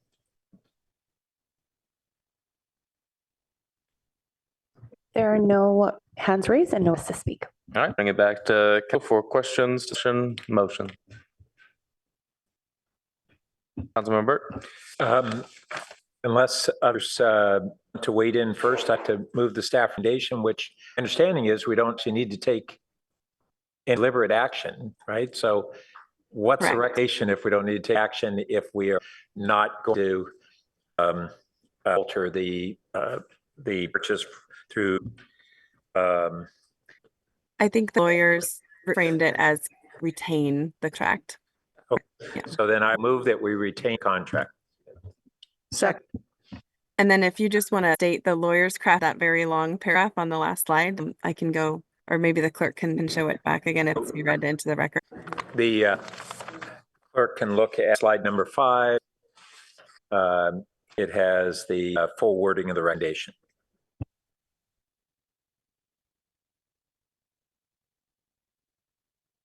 While the clerk is doing that, would you like to speak to your motion? It's a good, and we're really fortunate to it and want to keep us on with it. Once again, it's baseline, which is remain a challenge to have really strong cost baseline power while we have the variable solar and wind, which is declining in costs, but not available day long. Did I stall long enough? Yeah. Would you like to speak to this? Madam Clerk, that was actually Vicky who weighed in before I did, so please replace her name with mine. Thank you, and I'll leave that just so I can make a comment. Thank you, very gracious of you.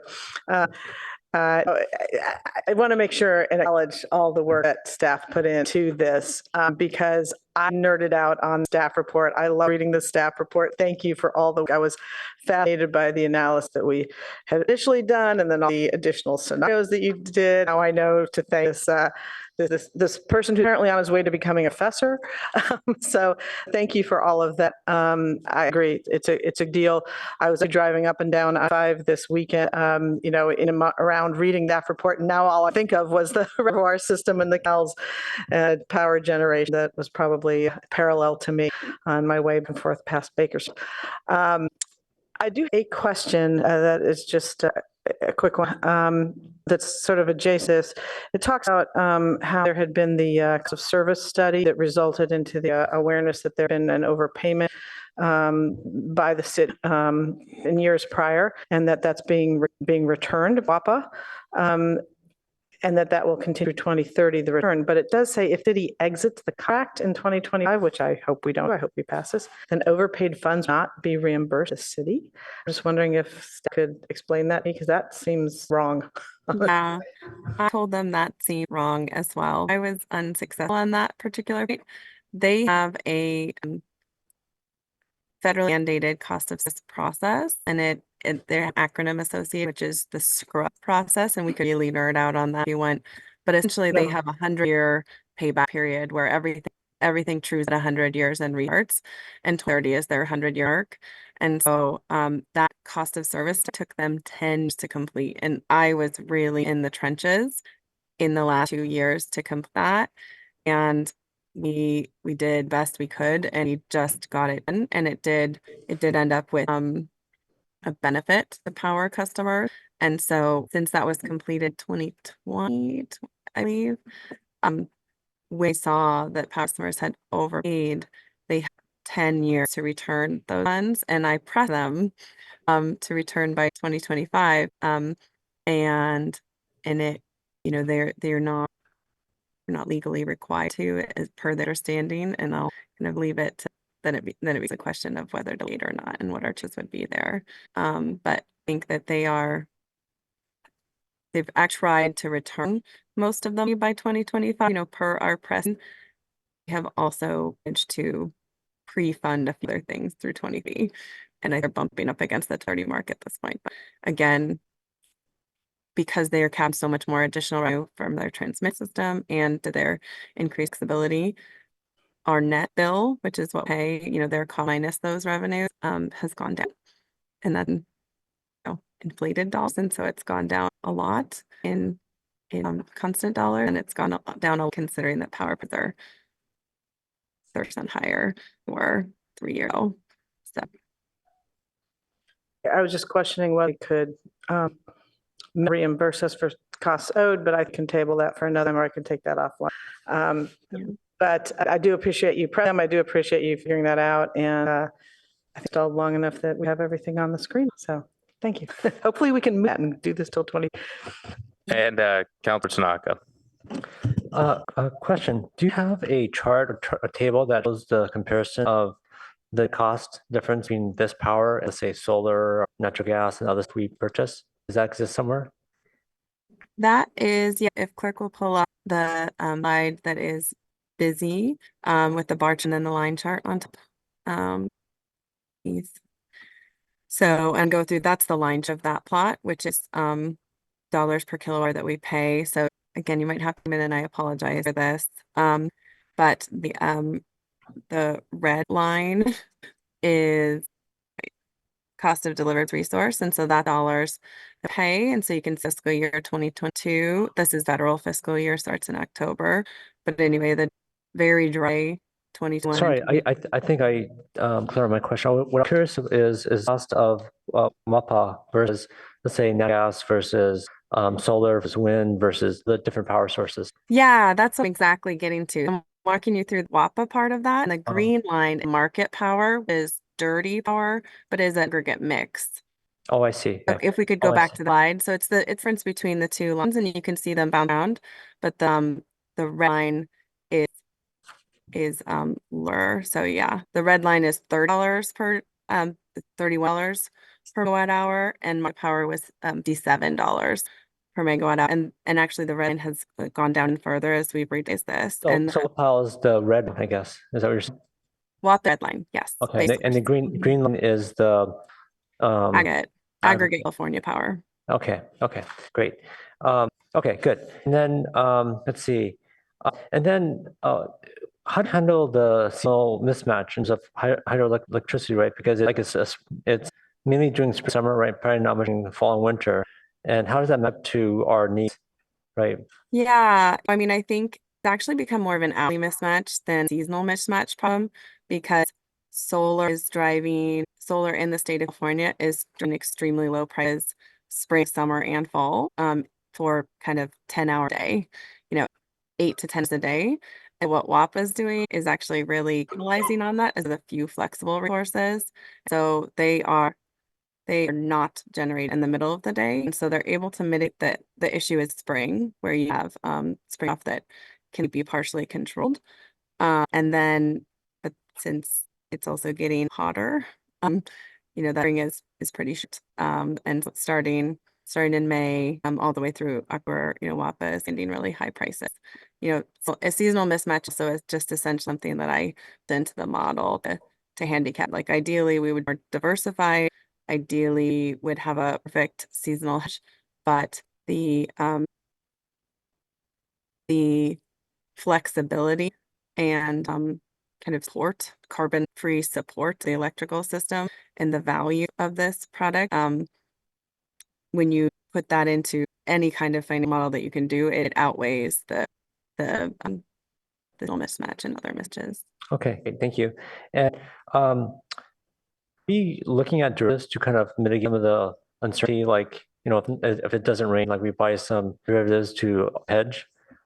No, not. We self-insure with the hydroelectric reserve fund. There's a different frame for it, but the fund triggered the drought because self-insuring is cheaper. That being said, we are looking to diversify overall portfolio to lower exposure to hydroelectric cycles.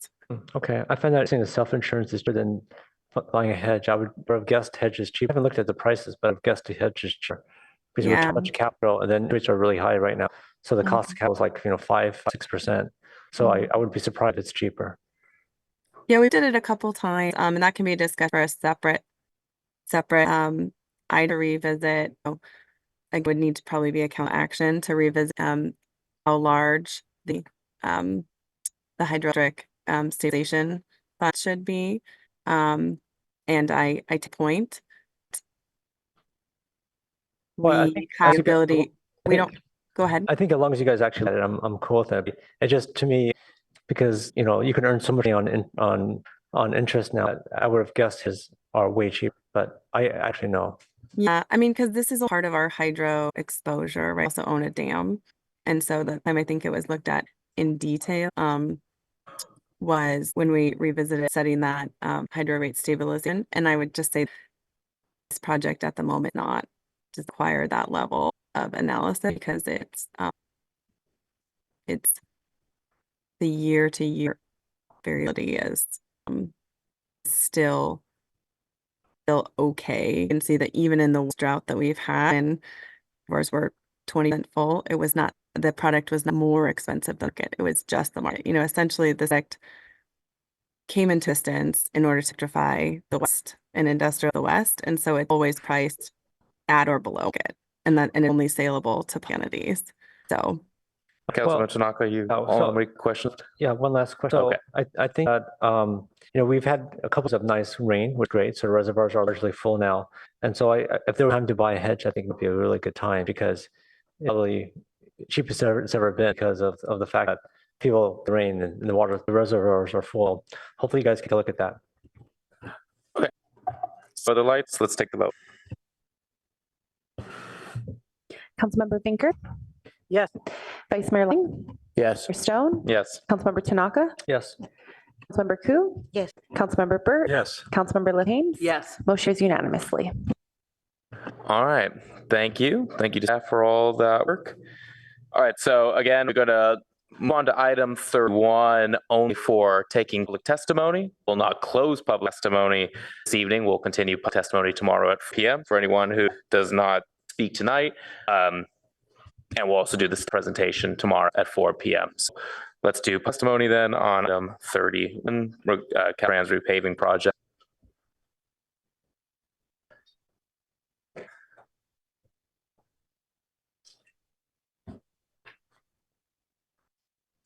Thank you, buddy, who stuck on for this item.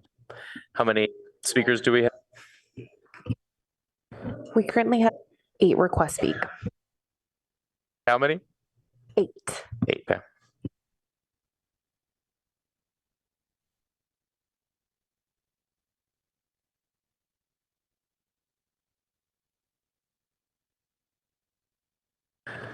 Yeah, since 8 speakers, we have to keep the same time for today and tomorrow, and since we'll almost certainly have more than and total, we'll limit it to 2 minutes per speaker.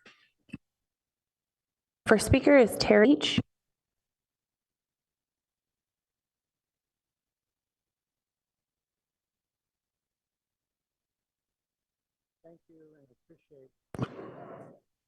Start over? Okay.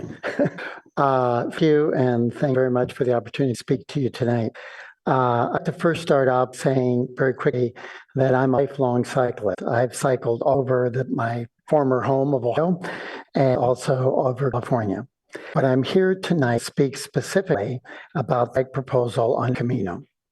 I believe strongly that there is a total lack of real common sense of putting bike riders, some as young as 4 or 5 years old, very close or within inches, really, of vehicles that are down El Camino now, often weighing hundreds of pounds, thousands of pounds at their buses, going 35, 45, even 50 miles an hour on one of Palo Alto's busiest routes.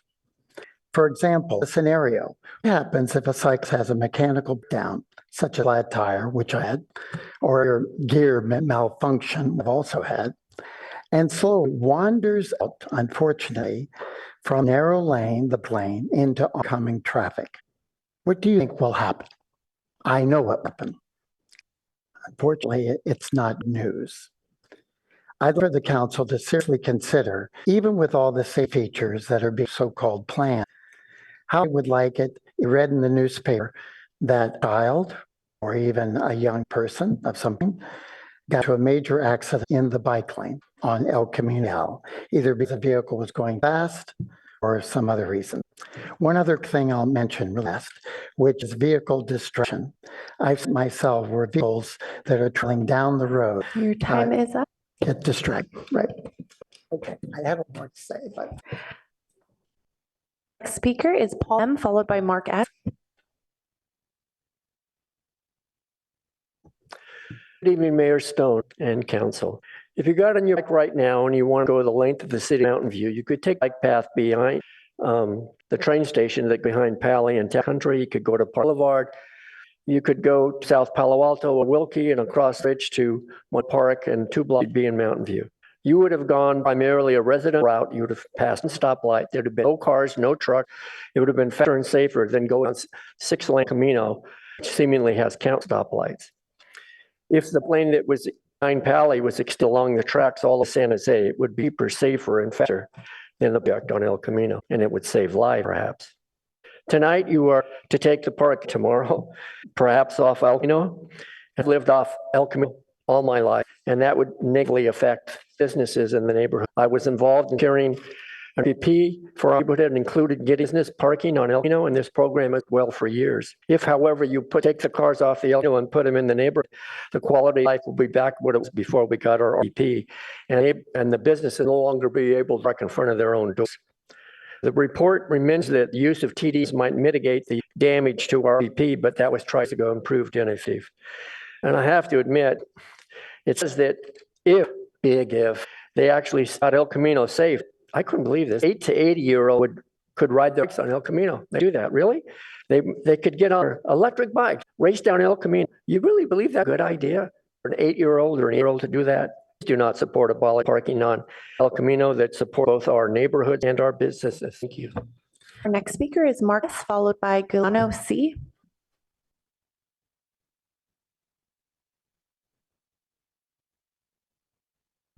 S. Moving our next speaker, Giuliano C. All right. Our next speaker is Richard H. Good evening, Mayor, Vice Mayor, and council members. My name is Rick Hackman, and I'm a volunteer with the Palo Alto Chamber of Commerce Board of Directors and Chair of the Government Affairs Committee. I'm here tonight to speak on behalf of the Chamber of Commerce as it relates to the proposed Camino bike lane. Chamber, we are concerned with the current proposal to remove parking on Camino. This proposal represents the most substantial change to Camino in recent memory and is being considered without a full understanding of its impacts. This is different from the standard Palo Alto approach, fully studying any change before implementation. However, if the decision to remove parking along El Camino in favor of a bike lane is supported by City Council time, we ask please take the following actions in conjunction with that decision. Those are: 1, evaluate opportunities for businesses on El Camino Real to purchase parking passes in RP districts adjacent to El Camino that have excess parking capacity. 2, explore opportunities for businesses along El Camino Real to gain additional opportunities within the Palo Alto PMA, including the possibility of free or transit passes for their employees. 3, and of particular importance, before the removal of any parking along El Camino, please add short-term parking space to perpendicular side streets that intersect with El Camino in areas where there's existing retail today. The last one is of particular importance and can't be emphasized enough. For example, Stance Steakhouse is located at the intersection of El Camino and Leland Ave. Before any parking is removed, and I emphasize before any parking is removed from El Camino, a reasonable amount of 2-hour term parking be added to both sides of Leland Avenue where it intersects with El Camino to account for the lack of parking along El Camino itself. Areas with businesses such as dry cleaners, 10-minute short-term parking be considered. In other areas, maybe it's the minute parking. The point is not only short-term parking be added to the perpendicular side streets to account for the loss of parking in El Camino. Time limits of the short-term parking should reflect the needs of existing local retail. Thank you for your time and consideration. Next speaker is Greg F., followed by Galen F.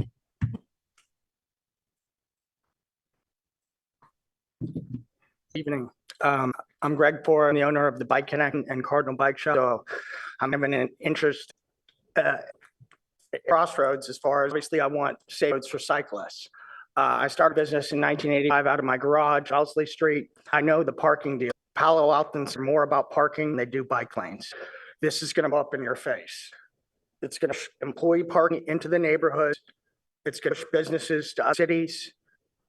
It's not going to make it safer. Anyone driven up Churchill in November, December, 8 in the morning, and watch those kids ride across the street, have no idea where they're going, and they put a light, but the kids run it, and the car, it's a confined area. You put all those kids that come down Stanford Avenue, take a lone El Camino, going to Pacc, there will be deaths within a year.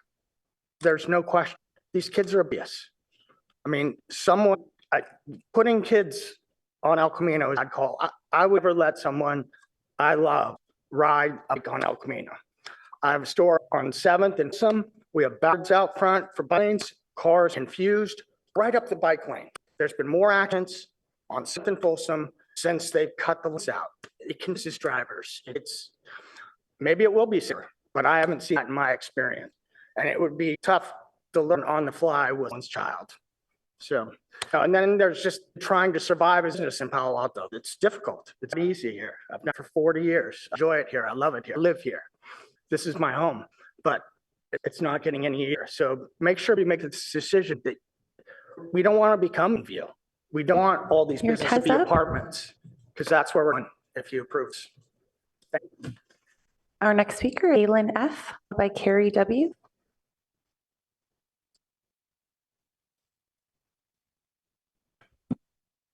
Galen F.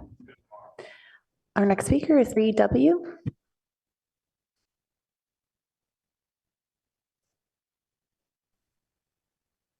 Oh, my name is Carrie Wagner. I'm the current president of the Palazzo Council of PTAs.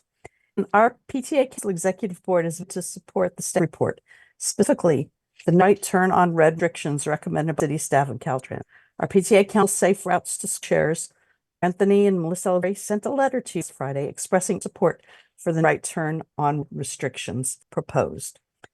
And I'd also like to remind you that tomorrow night is a school board meeting, so I don't know if that will affect the number of people who will be able to speak to this tomorrow night. Anyway, thank you very much for your time. Good night. All right. Mayor, I have a question. Yes, Councilor Ku. I wanted to know, so that it's been changed tomorrow, I'll make sure staff does reach out to the business and to different folks that needs to know about this, because this is a really impactful decision. I don't know if you've thought about what kind of outreach you're going to do to inform people that it's been changed tomorrow at 4:00 also.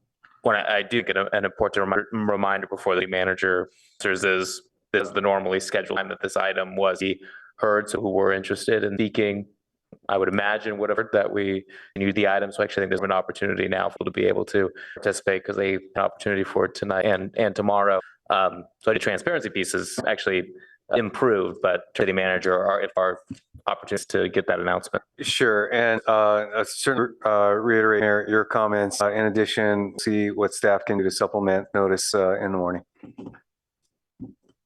Great. Thank you. Again, we'll continue this item to tomorrow at 4 p.m. I Councilman Ku, I'm about also Okay, the well- lateness. And, it's, I mean, I'm not either, so that's another problem. Okay. I raised this when we proposed kick the item. I raised the exact issue and we had this conversation about, hey, this is the time it was supposed to be. Anyone who's planning to comment is here now, online or in person. So I support what the mayor has on here. Great. Thank you. All right. With that, we'll continue the item tomorrow at 4 p.m. People are going to have an opportunity to comment then. We'll have our staff presentation, council discussion. So with that, thanks everybody. Good night. We're adjourned.